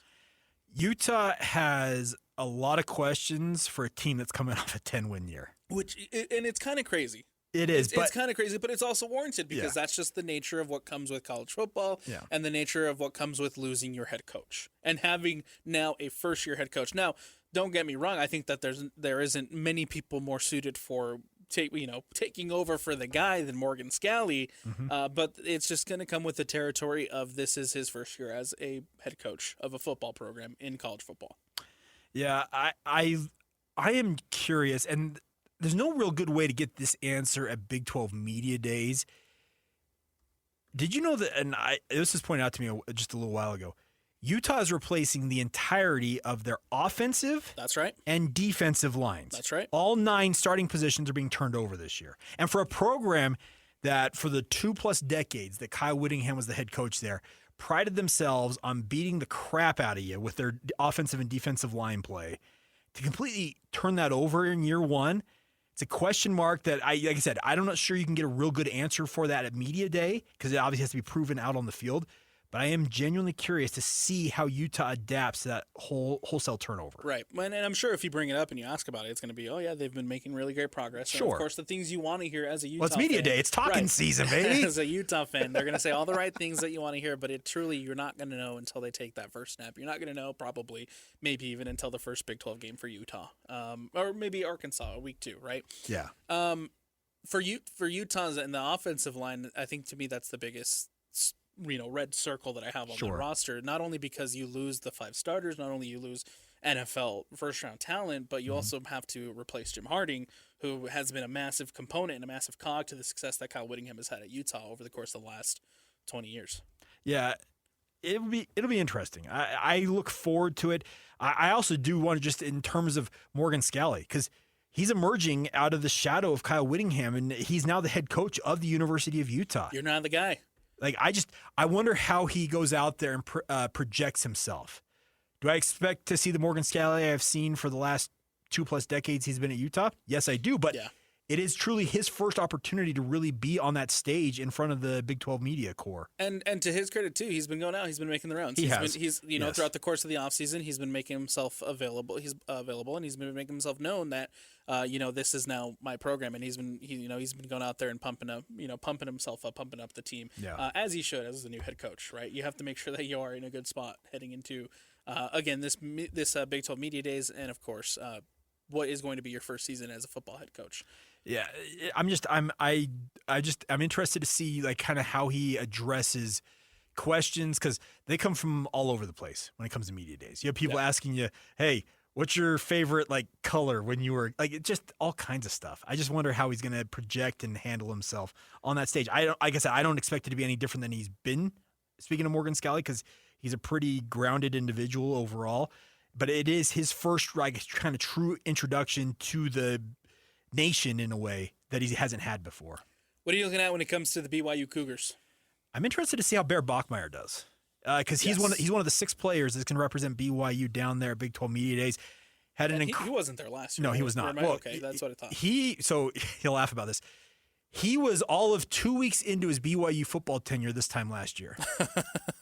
Okay. He enrolled in mid-June. Yes. Okay. That makes more. Yes. So he was not at Big 12 Media Day. We had really no clue what he was going to become. But now he's one of the faces of the BYU football program. Now, he's not a super eloquent dude at this point in his career, but he does take on the responsibility of understanding I'm QB1. I got to talk to the media. But this is the car wash, as they call it. And I'm interested to see how Bear adapts to it. They have other guys going down there. Bruce Mitchell's going to be there. Isaiah Glasker. Those guys are talkers. Trust me. I talk to them all the time. They know how to talk. I'm just, because Bear, as a quarterback, especially when you went 12-2 last year as a true freshman, you're going to be in front of the media. I just wonder how he handles himself, because it can be overwhelming. It really can, because you're doing a lot of interviews and you're facing a lot of questions, and it can get monotonous and tiresome in a way. And ultimately, as it started, there's a certain territory and there's a certain thing that comes with being the face, the QB of BYU football. Yeah, and I'm also curious to see how such a young guy handles it. I think if you can take anything from what he did last season, right, in how he carried that offense, I'm pretty confident that he can also handle a little bit of that Big 12 Media Day pressure. Well, and here's the thing. I thought similarly about LJ Martin last year, because LJ went down there to represent BYU, and LJ, he's just kind of a quiet dude. He likes to lead more by example than with his words.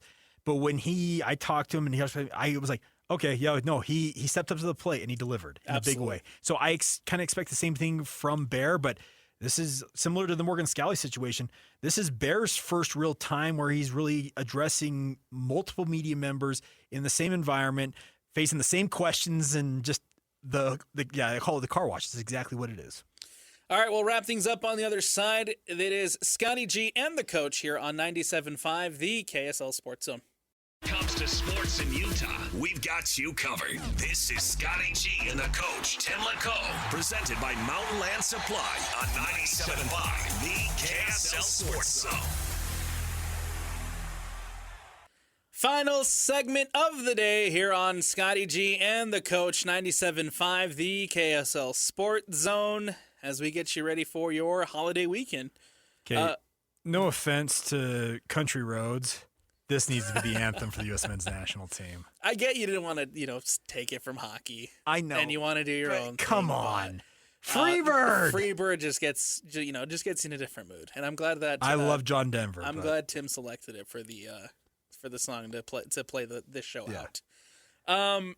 As you get ready for the holiday weekend, there is, of course, some Summer League games that are going to be happening up on the hill. Saturday. At the Huntsman Center on Saturday. First look at DP in Jazz gear. Absolutely. You'll get to see Darren Peterson in action. Ace Bailey is expected to be in action, and a couple others there for the Utah Jazz as they've released their Summer League roster earlier this week. One of the things to be on the lookout, though, when it comes to Summer League is they're trying out some new rules. They're testing out some new rules and checking out some new things as they potentially look to make some changes to the NBA. And one of those tests will, of course, be one free throw rule.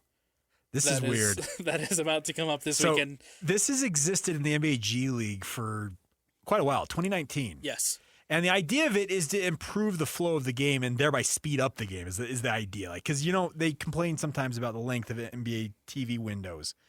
Well, what this is, Alex, is during the upcoming NBA Summer Leagues, when free throws are awarded in the flow of a game, 1, 2, or 3 points, depending on what the foul is, a three-pointer when you fouled, you're supposed to have the three free throws, right? Right. Well, they're bagging that. Oh. It's one shot. Not a fan. So it's either 1, 2, or 3 points worth of value with one shot for the free throw. With the idea, it speeds up the game. Now, Standard NBA free throw rules will apply in the last 2 minutes of the fourth quarter and during overtime. So it goes back to the traditional format in that respect. That changes things. But before that, you can be fouled on a three-pointer, and you get one crack at picking up 3 points. It's all or nothing on one shot. I do like that the final 2 minutes will continue to be the same free throws that you've seen throughout the course, right? The free throws that you are accustomed to. Because, I mean, late game scenarios, late game situations, like the intensity, the drama, the dramatics of a free throw that can potentially win you and lose you a basketball game, you can't take that away. You can't say that, in the last 2 minutes of a game, you can't have someone walk up to the free throw line and say, this one counts for 2, this one counts for 3, if you just make the one. And that takes out all the drama. That takes out the dramatics of part of what makes basketball so fun is the late minute dramatics. Correct. And I'm with you on that. The final 2 minutes. The problem is, if it's all or nothing on one shot, well, 1, 2, or 3 points, I know early on in a game may not affect it can affect later on right, and that can have huge implications later on in the game. Yeah. As far as doing the all for one earlier, because then that's how you get to late game scenarios anyway. Yeah. So I don't get this, honestly, because. Okay, I get it in theory. Does that make sense? Like, I get the idea of it, trying to speed up and get the game. I understand you wanting to speed up the game. But how about, officiate the game better in the first place? That could be an and thereby we have better flow to the game overall. Come on, Adam Silver. Yeah, I'm not a fan of this change. We'll see how it looks like during the summer league stuff happening up again at the Huntsman Center this weekend. I'm just not a fan of it, especially because if you do the all for one, back to your point, you're just completely changing the outcomes of games without there necessarily needing to be this change, right? You still have guys go up for their 1s and 2s. You still have guys go up for their 3s if it's a 3, right? Because that can have major implications later on in the game. You're not guaranteed to make the free throws. There are players in this league who still aren't the best when it comes to free throw shooting. There's a lot, yeah. And that can change the outcome of a game, even if it is one of these early ones that count for the all for one. Yeah, I don't know. NBA officiating and basketball officiating overall is even like. It's a big topic of conversation, especially after the SGA stuff and the flopping and all that. But we already have enough free throws and other stuff going on in the game. We don't need to. Oh, you got fouled for 3 free throws. Okay, you get one shot at that. Like I don't know. It does not measure up with what I think the NBA needs to address. And the question too that I look at that I look with this is it really to speed up the games, or is it just to have longer intervals where you can have commercials? Well, because everybody knows that's where we put 4 quarters into soccer, didn't we? That's where we're at. That's where we're at. Where the commercials and the ad revenue. Put your 4s up when we get to that second hydration break, everybody. All right, Jake Hatch. Thanks for hanging out today, man. I know that you're coming off of DJ and PK, but always a blast. You sat down, hung out, and Lloyd said it right before we came live. Show flew by. Like doesn't feel it really like did. Yeah, it went by quick. It absolutely did. Quick. Hey, you guys have a happy 4th, okay? You do the same, you too, buddy. man. We had 250. You too, man. Be smart with your fireworks if your community allows you to light them. Just don't do them. Actually, I'm with don't you. Light my house on fire. I'm with you on that. So I live in Saratoga Springs. They've banned them outright in the entire city. But yeah, be smart out there, everybody. Let's not burn down the state. Have a great holiday weekend. Have a fun and safe time out there, and enjoy some Summer League basketball. The Utah Jazz will be in action on Saturday, as we're anticipated to see Darren Peterson make some type of debut in a Utah Jazz uniform in the Summer League. From Alex Napoles, from Jake Hatch, from Lloyd Cole, this has been Scotty G and the Coach here on 97.5, the KSL Sports Zone.